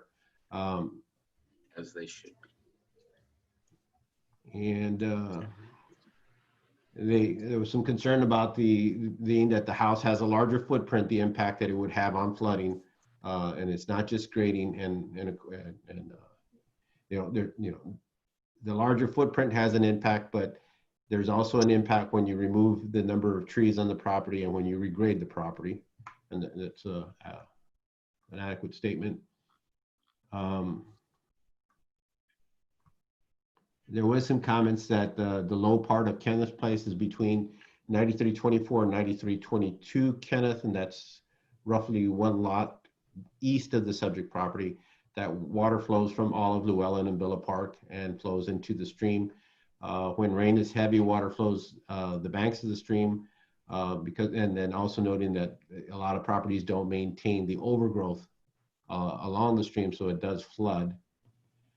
There was a request to make sure that there was an assurance that the tree on the property line at 9326 would not be harmed by the stormwater detention basin. And there's no way that I can make that type of assurance. The tree itself is on 9326, and it's probable that the root systems of that tree have grown and expanded into the adjacent property. That adjacent property in no way can be held responsible for maintaining somebody else's tree because of where it was planted. It's kind of like though it's not an adverse possession, but that becomes more of a civil matter and such. There was a comment that the proposed stormwater detention is at the low point of the site. And of course, that was commented by Mr. Clay, but still that they would look at shifting that to the west on the higher elevation. A comment that the neighborhood in general needs to address the stormwater problems along this creek, that this should be a community-wide effort to try to address this problem, even using tax dollars. And that the problems are very significant already, and more water could significantly impact the other residences along there. Carlos. Yes, sir. Just spend the money. Fix it all. Carlos, fix the street. Carlos, why don't you just throw a new street in? So, all right. Sorry. So I am going to now allow comments from the public. I'm going to start with a McKnight, who also forwarded me an email. So right now, if McKnight is listed right now on the attendees list, if they can identify their name, identify their address, and be sworn in. There they are. Hi, my name is Jen McKnight, and I live at 9322 Kenneth Place. And what's your name again? Jennifer McKnight. And do you swear that the testimony you're about to give is the truth, the whole truth, and nothing but the truth? I do. You may speak. Yes, I had provided you with a photo of what the existence Interesting. storm situation looks like when it rains hard. It significantly floods the banks. We have water coming down from Olive. We have water coming down from Villa. That's all up and down this creek, is my understanding. Both sides of my property flood like this, even though the vegetation, there is a lot of vegetation along there, and more trees. This is why, and right now,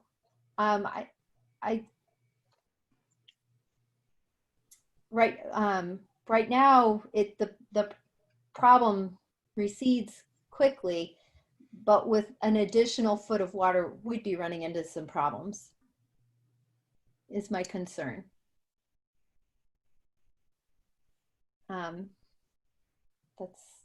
That's most of what I had to say. Mrs. McKnight, can I ask you a quick question? Yes. Hi, this is Andy Cohen with Hi, Ken- nice to meet you. Hi, how are you? Good. As I'm looking at the photo, is the creek? See if I can. So you're on your. So I'm standing on my deck at 9322 Kenneth Place. I could probably find you a picture of the creek and its barriers, but if you can see behind my railing, you can see one of those. You can see one of those bridges that crosses the creek with waist height railings. You can see in this particular flood, they knocked over both of my railings. And the railings, you can see the water is up at, say, hip height if you were standing on the bridge. Okay. Yeah, I can see the railing kind of right behind the red umbrella. So you can see the railing of my neighbors who are up the creek right beside my umbrella. The water was flooding over their bridge as well. In this particular creek, yeah. Wow. Thank you for providing that picture. Yeah, my pleasure. My pleasure. I appreciate it. And what you can't see in this picture, there were other pictures and I cannot find them for you, is the water kind of flooding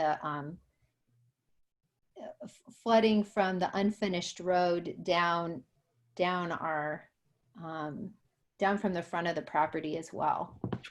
Towards the house. Kind of away from the house towards the creek. Okay. Along here. Thank you for that. I appreciate that. Anything else you'd like to add? I guess the thing I could add is right now, those 3 trees that you can see there. Yes. I would say they're about 2 feet above the creek right now today.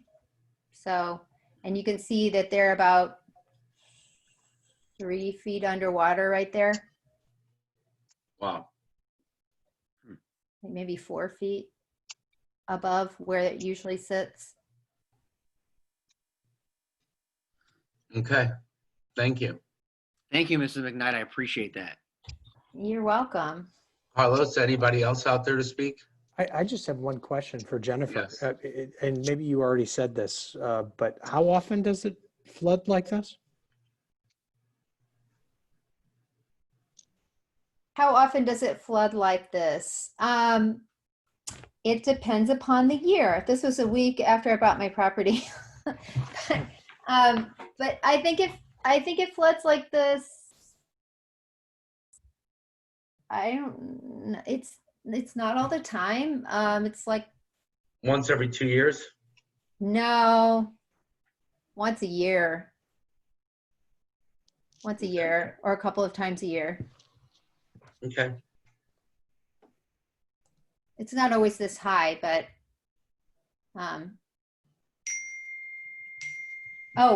Robin Park says every spring.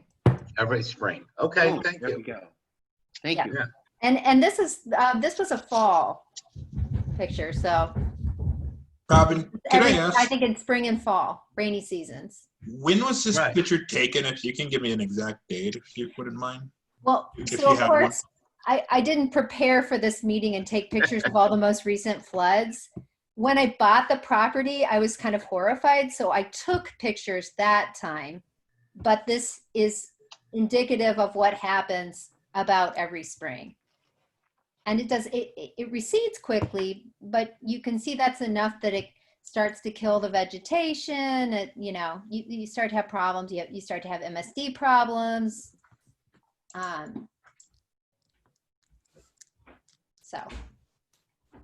So this picture, yes, this picture was taken in 14, but it still happens. It's just indicative of what happens every year. It happens at my yard too. I know exactly what you're talking about. Thanks, Larry. I appreciate that. Anybody else? Carlos, to speak up there? Yes, hold on. I'm going to go ahead and mute. All right, so I have Ishan Desai had some questions in there, and then I would ask if anybody else wants to talk, if they can just kind of note, raise their hand. All right. Hi, guys. Am I on? Yes. Okay, Please so state your name, address, please. oh, sorry. I'm Ishan Desai. I'm 9318 Kenneth Place, and I'm roughly the newest homeowner here. I closed on May 1st. Well, welcome. Yay. Thank you, guys. I love all of that for the very little I know compared to the rest of you. Do you swear the testimony you're about to give is the truth, nothing but the truth? Yes, sir. Good. Speak on. We want to hear what you got to say. Okay, so I made the contract offer on this house on give or take February 25th. And because of the creek and because I'm a city dweller, I was paranoid that the creek would flood. Literally every day until close, or every week whenever it would rain, I would come by and take a look at the creek. And it wasn't particularly rainy this year, but I felt like there was always, give or take, 18 inches, maybe 24, but it wasn't like a bad rainy season. But I felt reassured from every single person I spoke to prior to close that there would never be a flood, blah, blah, blah. So for me, I just want to know that any new development that goes on strongly takes into account, any water flow downstream. And Carlos, I'm also refinishing my basement, so I just got a permit approval for that. So I'm very, very vested in water flow not rising a precious few inches. So anyways. Okay. Noted. And I actually have one more comment to Andy. I know you're committed to making a beautiful new space here, and I support that. It's we all want our land value to go up, but it's just given that there is, there are pictures of actual, of the water level up above. Would it be worthwhile to, to pursue more aggressive water mitigation measures for, for the downstream neighbors, something like actually following up with the Army Corps of Engineers and seeing what the actual process would be? Because it seems, I understand we want progress, but I also, for me, it seems more worthwhile to make a sustainable effort to try to explore every avenue before, just in consideration of the neighbors? Sure, that's a great question. I've had some experience with MSD and the Army Corps of Engineers. My biggest concern or my challenge is that getting them to move quick to do anything. If the Army Corps of Engineer didn't require a permit to put a culvert or put some underground piping in, we'd probably be having a different discussion. But there's a process that I would have to go through to do that. And I think the time element would affect the development of the property and being able to close on the property.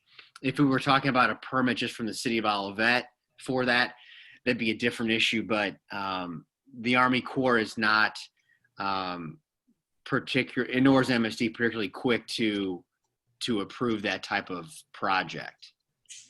I understand, sir, but there clearly seems to be a relative disconnect between, geographical data, topographical data, FEMA flood data versus anecdotal but accurate experiences of most of the neighbors who live downstream of the creek.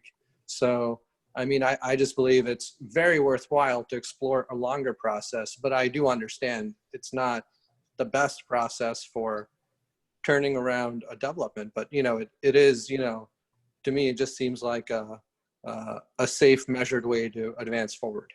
Sure, yeah, I definitely can understand that comment. I really do. And that I've said my piece. Thank Okay. you. Chairman, it's Carlos Trejo. Mr. Desai, is there anything you wanted to, I have the photo you forwarded me up. Anything you wanted to note?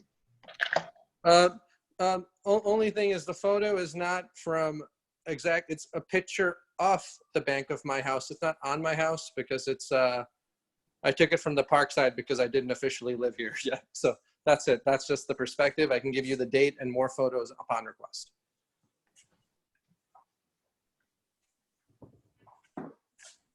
Is that it? That's it, sir.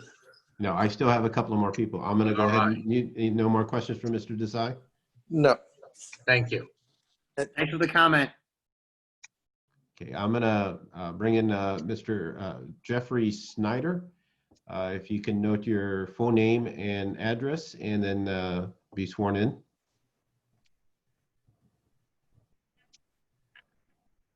Jeffrey, unmute. Mute. There you go. There we go. Jeffrey Schneider.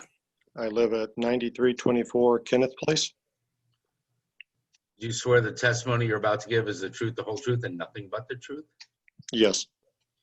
Talk on. Okay. So similar to what Jen McKnight said, the picture that she had, the off to the right, the tree that you saw is in my backyard, and that is right at the bank of the creek. The creek gets high multiple times a year. I would say it comes out of its banks, depending on the year, several times a year. Again, the concern I have right now, I think is like everyone, if putting in that new house, doing whatever grading and that sort of thing, if in the end it's increasing the volume of water that comes down through there, then that's going to just make the flooding that you saw a picture of that much worse. Do we have any data that says what the difference in water volume would be? And again, the way this works is it'll be a heavy rain. The flood comes up very, very quickly. Within minutes, it'll start, the creek rises and it'll go back down. But while it's raining very heavily and we're getting the runoff from all over, that comes up. It's come into my backyard. It's never made it to my basement door, but it's probably been within 10 feet of it, something along that line, 10 to 15 feet of it, because I happen to be at the low spot. And my concern is this new house going to increase the volume of water coming down through there? Do we have any data that says what currently rolls off of that property versus what will roll off?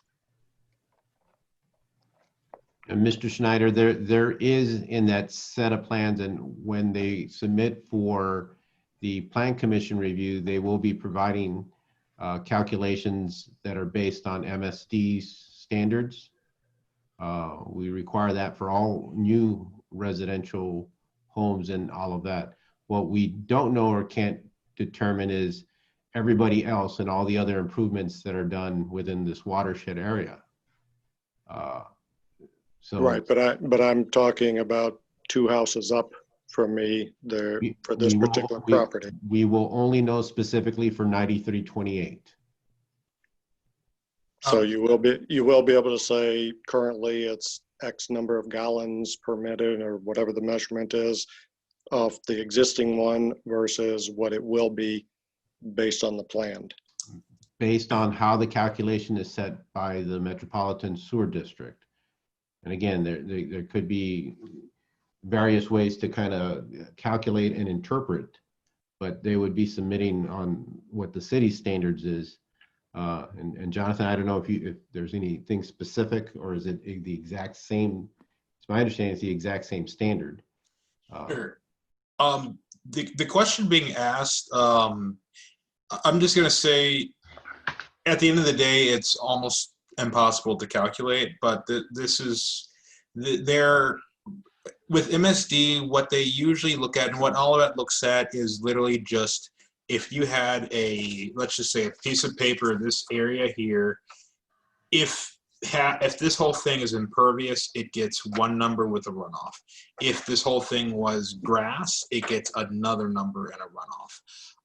So by that definition, you could calculate if water were to fall on roof or grass, you would just give it a number, either a 1 or a 2, let's just say.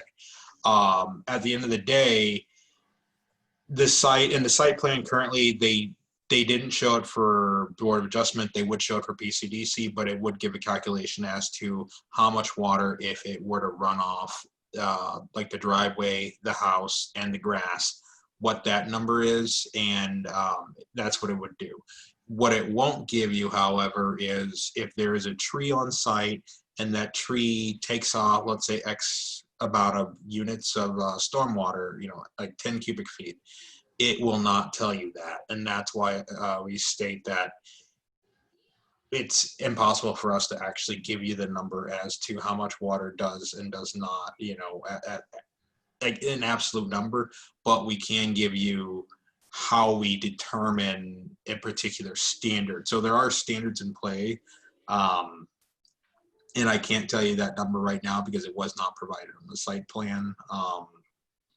Jonathan, aren't the detention basins, the size of the detention basins that are required to be put in based upon the measurements of the house?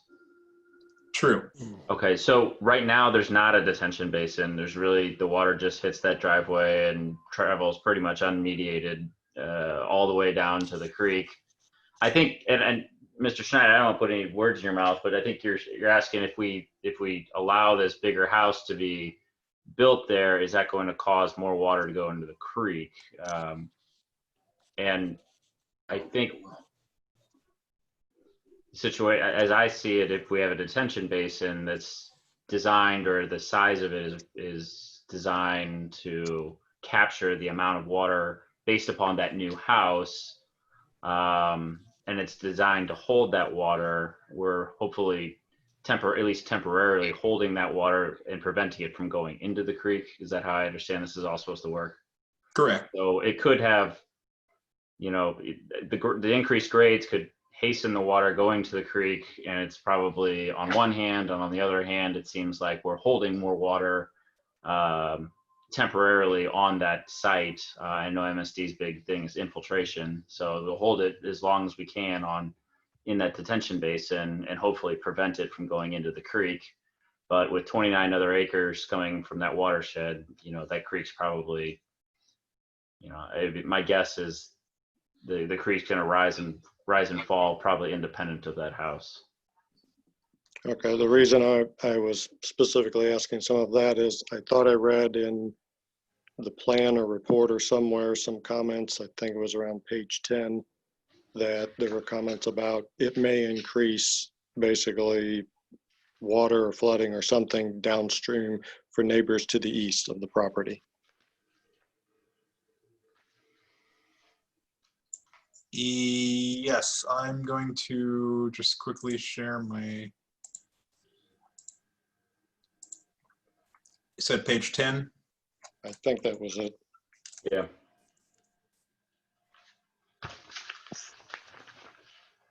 It's on the screen right now? Yeah. Okay. Yes, I mean, basically, we say may. It also works with may not. But it's really just, as was noted, there's no detention today. There will be detention, so the house doesn't have it, and it will. So, yes, water from the downspouts will be captured. But, you know, you're going from trees to no trees or fewer trees. So, you know, there's a balance there. Also, there is the grading and how that velocity kind of works. So at the end of the day, with these changes, yeah, there could be, because you are putting more building and more dirt in an area where water used to just flow freely, and you're concentrating it, that it might impact that flow of water. Now, to how much, you know, because you are talking about properties literally all the way from Dealman over here. By how much, I couldn't tell you, but could it? Yeah, I mean, honestly, this property over here, if they literally added a new pad over here that was 500 square feet, it would drain in the same exact area. Now it would have farther to go from where the creek is, but technically speaking, in that large rainstorm, that water would contribute to the flooding on Kenneth as well. So, But you really can't say it could or it could not. I think the question being asked is, do we have data to back up either the could or could not issue? And I think the answer is we don't. Well, there's going to be less impervious area, right? There's less impervious area, more, yeah, There's currently no detention where there will be detention. I think this is getting to the point I was trying to make. I agree. I mean, the only questions so far have focused on the stream. And I think they're appropriate questions because it is a concern. But I wondered to what extent that one developer can solve the whole creek problem. I'm only 5'5", Ted. I'm just wondering. That's Chairman, I gotta caution can I caution the board a second, because I think we're intermingling two different chapters. This chapter is solely about the protection of the stream buffer, to make sure that the buffer itself, and I think Jonathan has a slide that pretty well shows what the city's intent is regarding this chapter or this part of our ordinances. There is another chapter called stormwater management, and it seems like a lot of those questions are regarding how stormwater is to be managed on this site and its impacts further downstream. That's not before the board right now. That's That will be something that's going to be evaluated by the planning commission. Carlos, that's the point I was trying to make. I think we're drifting far afield of what we can't do in this particular request. There is a single request, and its overall impact on the stream is an important question, but I'm not sure it's ours to solve right now. Carlos, can we approve this subject to a landscaping plan being submitted and approved by PCDC with the recommendation to, mitigate as much water flow into this creek as possible, something along that line? Absolutely. I support that as well, David. Yes. That's what we have to do. Yes. I don't want to cut off the other people that, have a right to be heard, but. Correct, and I think it's a very, very, very valid concerns. I'm glad that are being brought up, and they'll continue as they go through this process. Chairman, one question I need to ask Mr. Schneider is, because there are two Schneiders that are listed here. One Schneider has submitted some photos they wanted me to show, but I don't know if those two Schneiders are related or not. That's most likely my wife. I happen to be down in Florida at the moment, calling in. Yeah, She's back. If Yeah, we can continue the discussion, and I can place Ms. Schneider on also, and then show you the photos. Is she there? Yes, Ms. Schneider, if you can identify yourself, address, and then get sworn in, and then I'll get your photos up. Hi, I'm Cindy Schneider at 9324 Kenneth Place.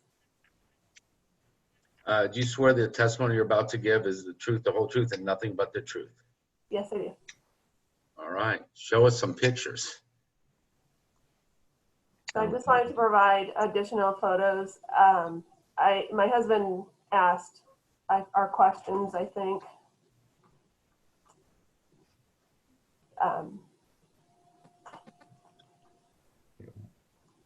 Bear with me 1 second here because Sure. I'm trying to figure out how to rotate them.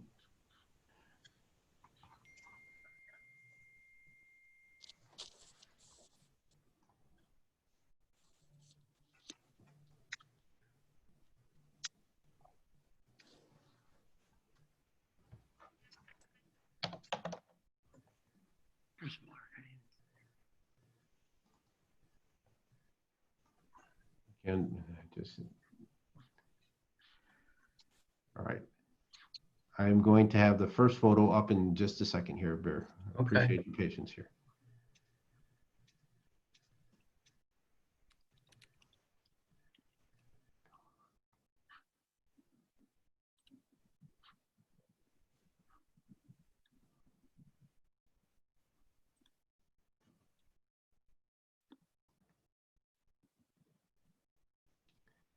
There we are.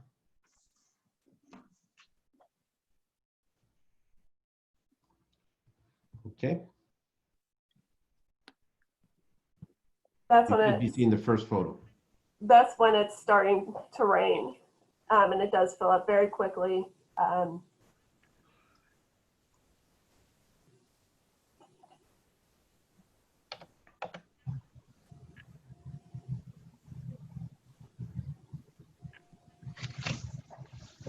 And that tree is a box elder, and it normally it's at the bank of the creek, but not completely engulfed in it usually. And that's a view looking from our balcony looking east. Okay. If you're ready for the second photo. Yeah. That's the front of our property. My comment was that our property is the low point in between 9324 and 9322. And that the street is flooded.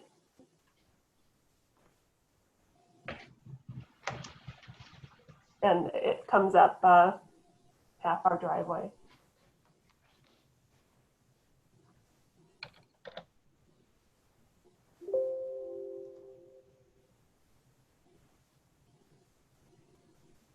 Which is not really an issue with the new house, but I just wanted to show pictures of where the water, how the water flows.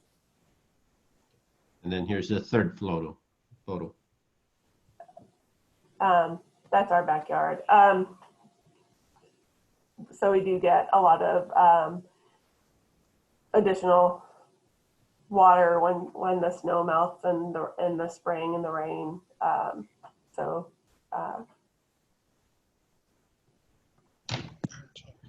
But that's kind of it. My husband asked our questions. Thank you. Thank you. Anything else? From me, no. Okay, thank you. Those pictures were good. Thank you. Anybody else, Carlos? Mr. Schneider, are you done? Yeah, I think we got the point Okay. of what we were trying You to say. did good. And then I have two other attendees that haven't identified, Ms. Penix and a Park. If you want to speak, if you can show your hand, and if I can just have a minute just in case.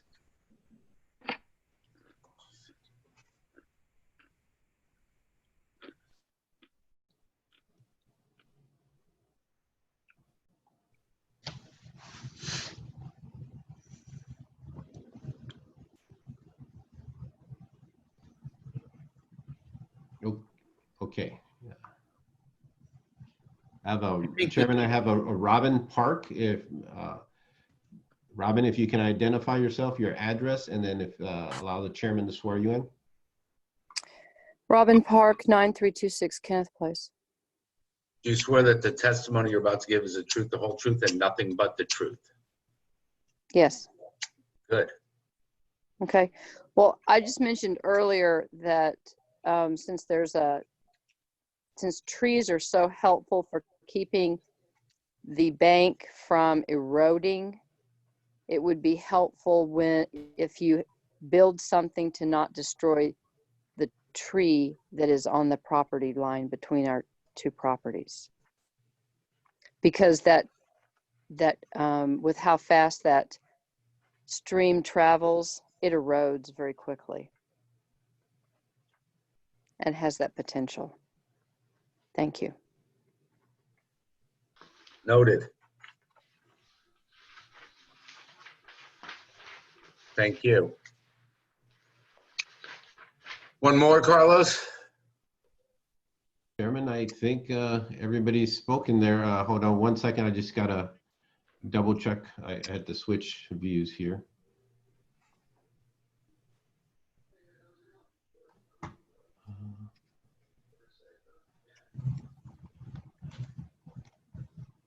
Where's Clint?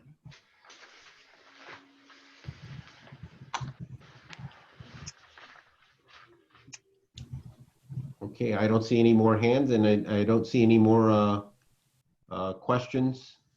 Great. Does any member of the board have any questions for anybody out there right now? Great. Then I'm going to close the public session and we're going to go into our private session. I'd like to hear from everybody on the board. I have a bunch of stuff I want to say, but I'd like to hear from everybody first. David, why don't you go? I think I was kind of alluding to this earlier. I think, you know, I don't have a problem with the house. The stream buffer is, I think, the area I wanted to focus on. I think if we could recommend that the stormwater detention basin be moved to ensure that it you know, keeps in place the neighbor's tree. This didn't sound like it was that big of a deal to the engineer. I think, and a recommendation to PCDC that any landscaping plan addresses or tries to counteract any sort of increased flow from the increased grading that's going to occur here. I think that's, you know, that's fine. I don't think that we can put the overall creek management on one developer, although I would love if we could. So those are my thoughts. You know. Perfect. I have the same view on it entirely. As I was asking the question earlier. I think, you know, we have two problems here. One is the house itself, and no one seems to be uncomfortable with the house itself, even though approaching it a little bit. But the overall enhancement of the stream is a much bigger question than we're prepared to answer tonight. And that needs to be the motion needs to at least acknowledge the fact that more work needs to go into that.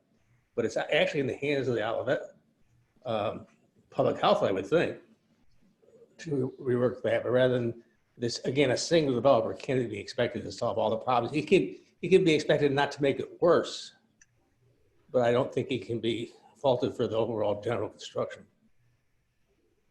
Yeah, and we're just allowing I think our tonight, we're just allowing the stormwater detention basin to be located within that red area, within that 25-foot, but not necessarily where it needs to be, right?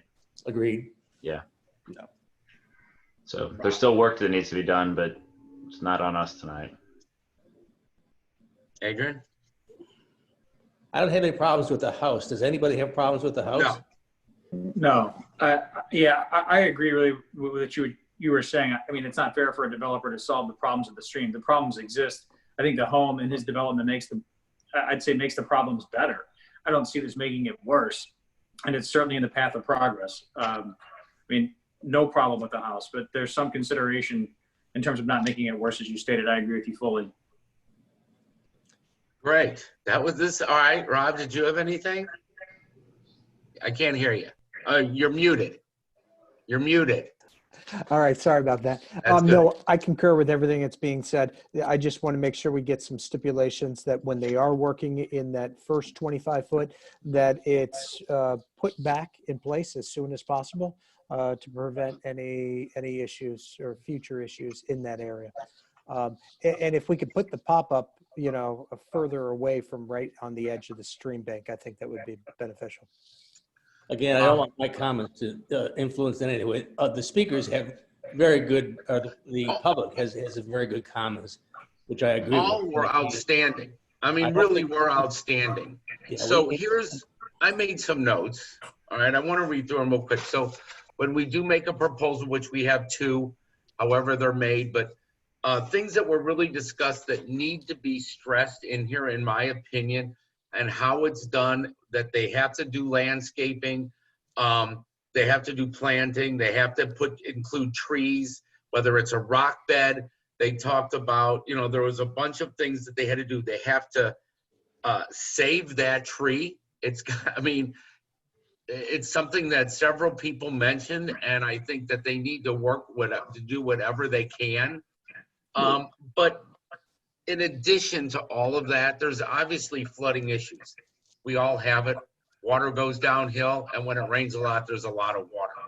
But I think council might need to look into this and reach out to MSD or the Army Corps of Engineering, or try for a grant to somehow try that when the water, where the people that are off of this creek have some protection when it's just a downfall. Twice a year is too much to be flooding. Once every 2 years, hey, shit happens. But twice a year, there's an issue, and it's something that needs to be addressed by our council through MSD, and it's nothing we can do tonight. But that's just my opinion.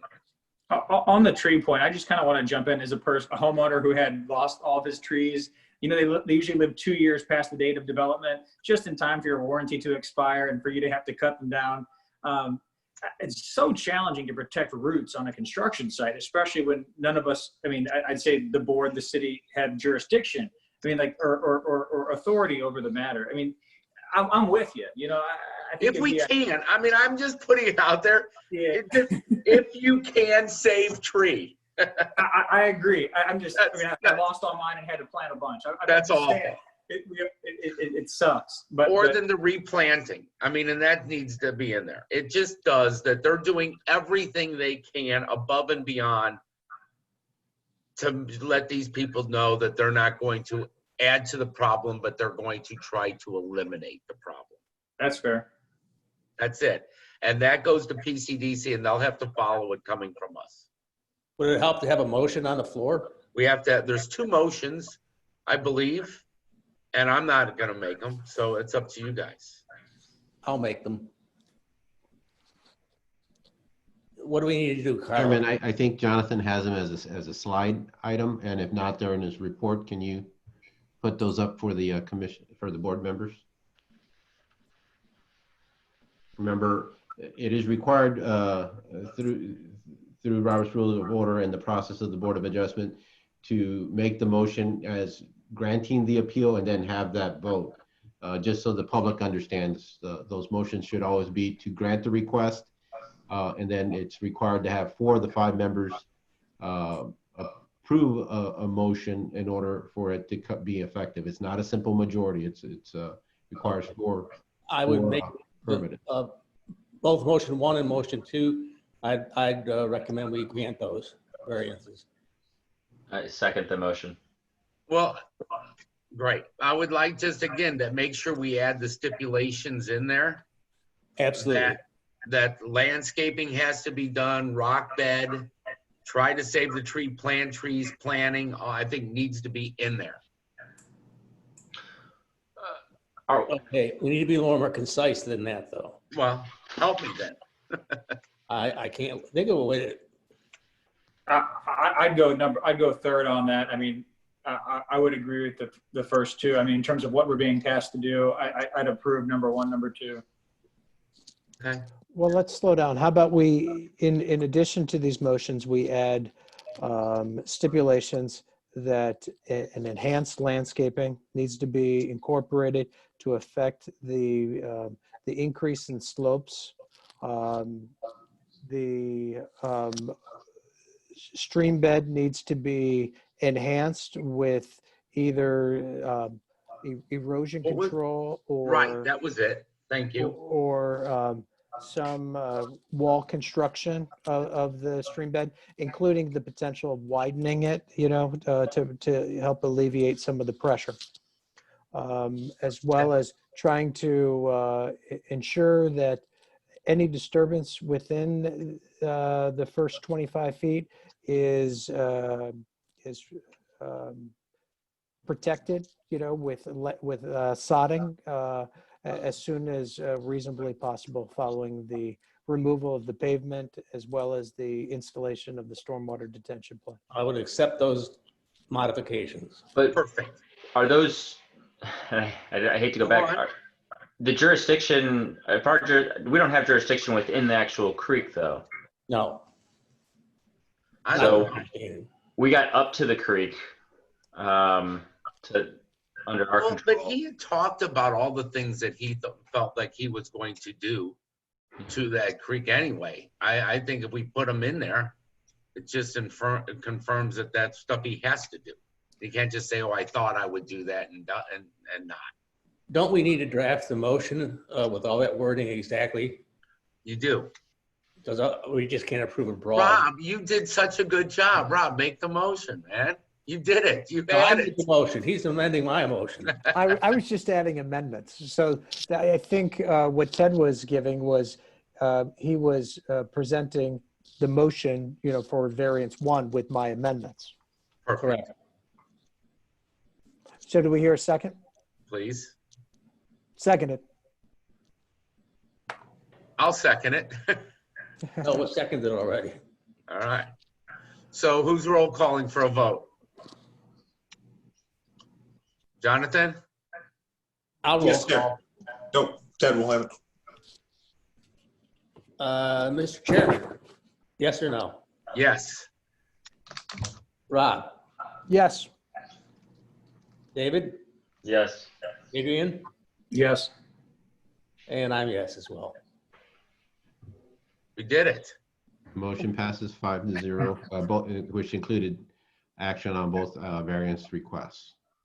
Who's Chairman, gonna just write- so if there's still anybody in the public, just to kind of go, I just want to really quickly go over what the next steps are, because the variance request was in regards to the protection of the buffer, the stream and the stream bank, and that is trying to minimize and ensure that it meets the city's findings of providing about filtration, stability, sediment control, and such, and those have been acted on by the board tonight.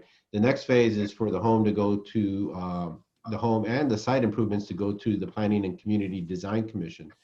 The role of the Planning and Community Design Commission is to look at the aesthetics of the design of the new house, to look at the site plan in terms of how it impacts the surroundings, because it is an narrower lot. And thirdly, to review and assess a concept stormwater management plan. And there are criteria for the submission of the concept stormwater management plan. I think a lot of the questions we heard tonight will be addressed through that plan and what's required with that submission. I encourage all the property owners that spoke today and those on the meeting to be looking out for that. I would assume that the next step in the process is for the developer to engage with their consultants and get that information prepared.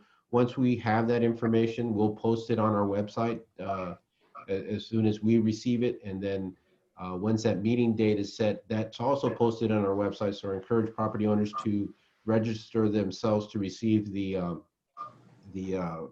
Plan Commission agenda flash, news flashes and all that.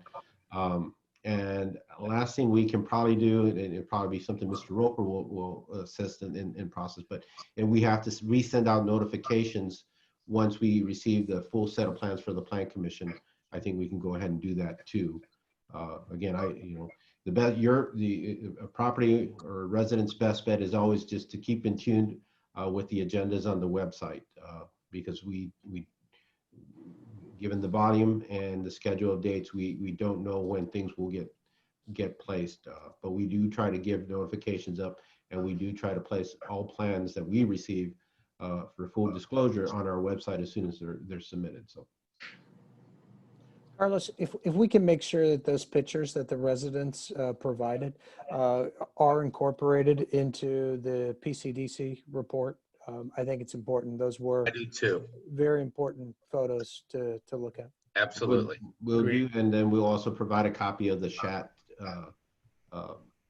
the chat comments that were part of the webinar. And the comms, all the residents did great tonight, really stepped up. Yep. Anything, council updates, staff updates? Yeah, just bear with me one more second. I know it's late in the day, but let me go over a couple of items here. Way past my bedtime. Oh, Carlos, there are minutes. I don't know if you cared or to wait on those. If there are meeting minutes, if we can get those addressed. They look fine. I'll make do I need we need to make a motion? Can I make a motion to acknowledge that receipt of these meeting minutes? Yes. They look good to me. Second. Second was Mr. Cicero. Yeah, that's fine. Okay. All right, just a couple of updates. Of course, the council's already conducted its June work session, but we're working on the fiscal year budget for 20 and 2021. Our budget year goes from July to July. While I have, we have an audience out there. We were one of the few cities that was able to balance our budget with the current environment and the impact that COVID-19 had on the economy. We saw, of course, a lot of our neighboring communities that rely heavily on sales tax cut back on staff, cut back on services and such. But all of that operates in a pretty well balanced process where, sales tax, while they do represent 40% of our budget, property tax represents 1/3, utility tax represents another 1/3, and then all the other, quarters, and then all the other user type of fees. So I believe we are going to complete our budget in the black. And given the events that occurred in the past couple of months, that it was pretty good. Now the city did put immediate holds on a lot of spending and things that were planned or budgeted in there, where we held back, and of course those helped. And some of those included things like seminars, any unnecessary travel, and some other budget items that we just decided not to go ahead or purchase right away. So the council is now working on the next fiscal year, and it looks like they would be utilizing some of the reserves to do so. But that's what happens when you operate your budget well and you have that savings to utilize for that. But we do see an uptick back in our sales tax revenues. On the building side, we've seen a pretty strong March, April, and even May in terms of we were still issuing permits, we were still having new construction, we were still having a lot of remodeling, renovations going on, which was good. Nice. Our guys were kept busy throughout the process. So the council's next meeting will be focused on, of course, this budget, and I believe they'll have a public hearing on June 23rd. On the Plan Commission, they canceled the June 18th meeting, but the next scheduled meetings will be July 2nd and July 16th. The main items that the commission are looking at is where the old Ponderosa is now going to be a relocation for the Plant Haven. The Plant Haven operates on the bowling alley site every summer, except for this summer. For the past 10 years. They're actually going to create their own brick and mortar facility on the old Plant Haven site that will include some additional tenants. So that's going to be 15,000 square feet of commercial space in a 1.5-story structure with 5,000 of the 15,000 square feet dedicated to a full service Plant Haven store that will operate year round with some outdoor displays. At the old Olivet 66 station, where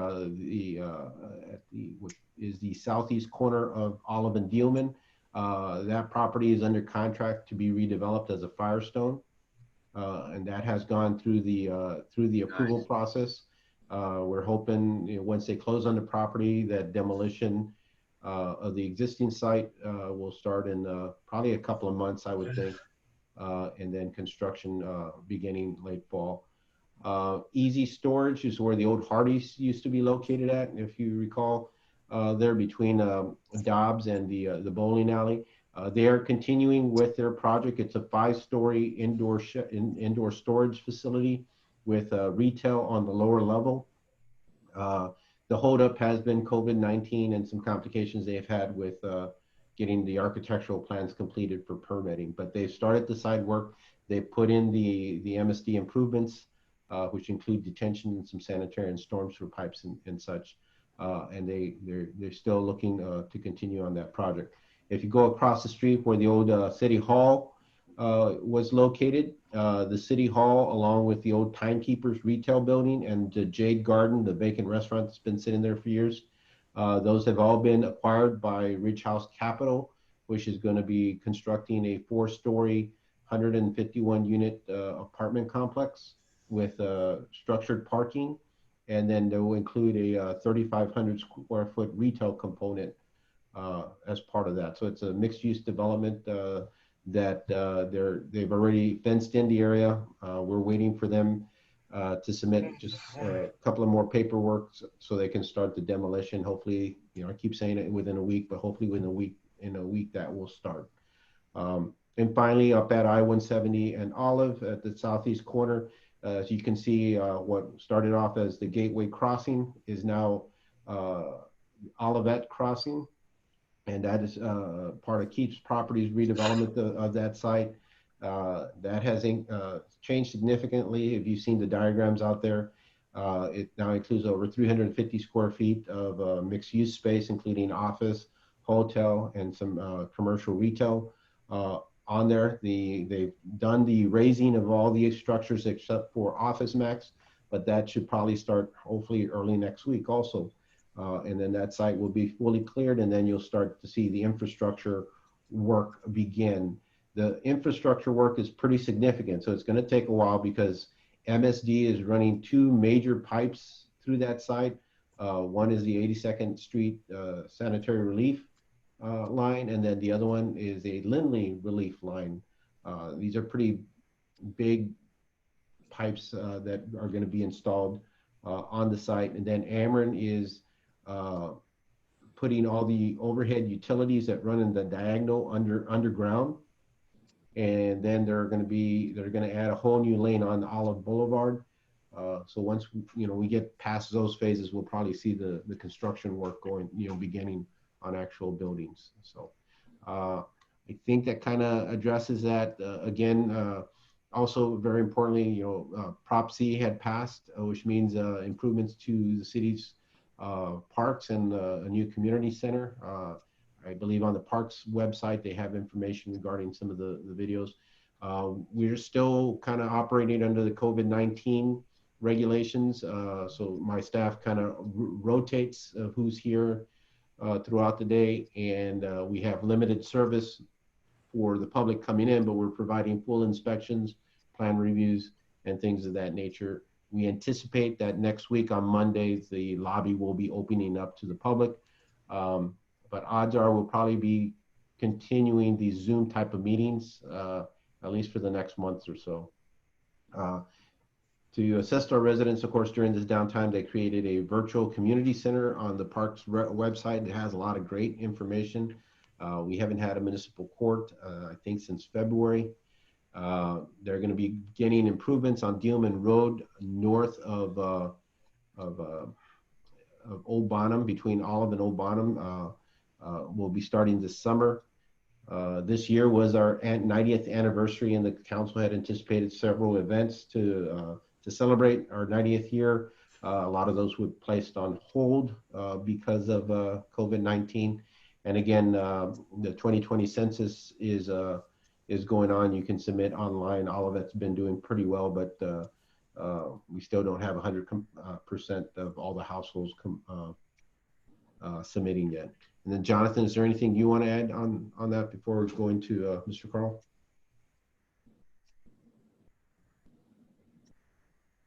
Jonathan, anything?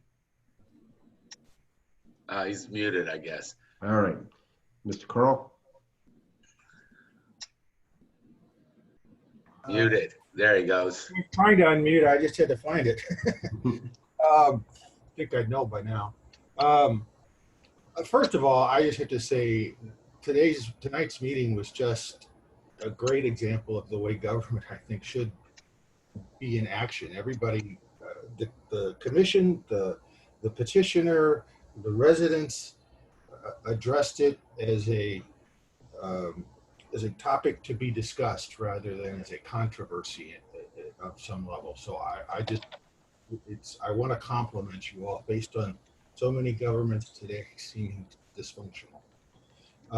So I wanted to quickly say that because I was very impressed. Carlos touched on a lot of the stuff, so I'm just going to make a few comments on what he said mostly. I just want to let you know that Parks passed by 80%. So not only did it pass, but it passed by a very, very significant margin. Okay. So a lot of people in the city are interested in that. Carlos was mentioning the amount of development we've got going on. This is something we've been trying to address for years, that as a goal. So I want, we're starting to accomplish that goal. And it is also true that we do, in fact, try to pay attention to our revenue mix when we look at curating the economic development to the extent that we can. In other words, we don't have total control, but we have some control. So, we look to make sure it's not just sales tax coming in, because that's so variable. Carlos said everything about the city opening regarding COVID. And the only other thing is I wanted to thank Dr. Lust for his service on the board. He moved back to Minnesota. I don't know much of the details, but he has resigned. So I thought he was a very good member of the board. We'll miss him. Absolutely. We will find someone to take his place. And that's all I've got. I want to add something real quick. I work in Overland, and they are jealous as hell of us right now. I'm just telling you. I meet with the council there. I'm on one of the business boards, whatever. And they're like, look at how they're building everywhere. How we get to be like that? And I'm like, yeah, we're doing good. I said, it only took us 30 years, but we got there. Well, I'll tell you this. So this was my reelection. So this means I'm starting my 7th year on the city council. I came onto the council with economic development prior to actually getting on the council with economic development as a goal. I came from PCDC to the council. So as I say, and this is council-wide, city-wide, I don't probably take credit for this, but it is something we have been concentrating on, and I think we're seeing for a long time. So it's beautiful. It really is. It's unbelievable to drive down Olive and see it's finally shit's going on. Right. It all happened. It all came at the same time. So. Yeah, it's awesome. Great. All right. All right. Zoning board of a meeting adjourned. Go to bed. Thank you. All right. Good night, guys. Thank you. See ya. Bye. Hey, Jonathan, hold on.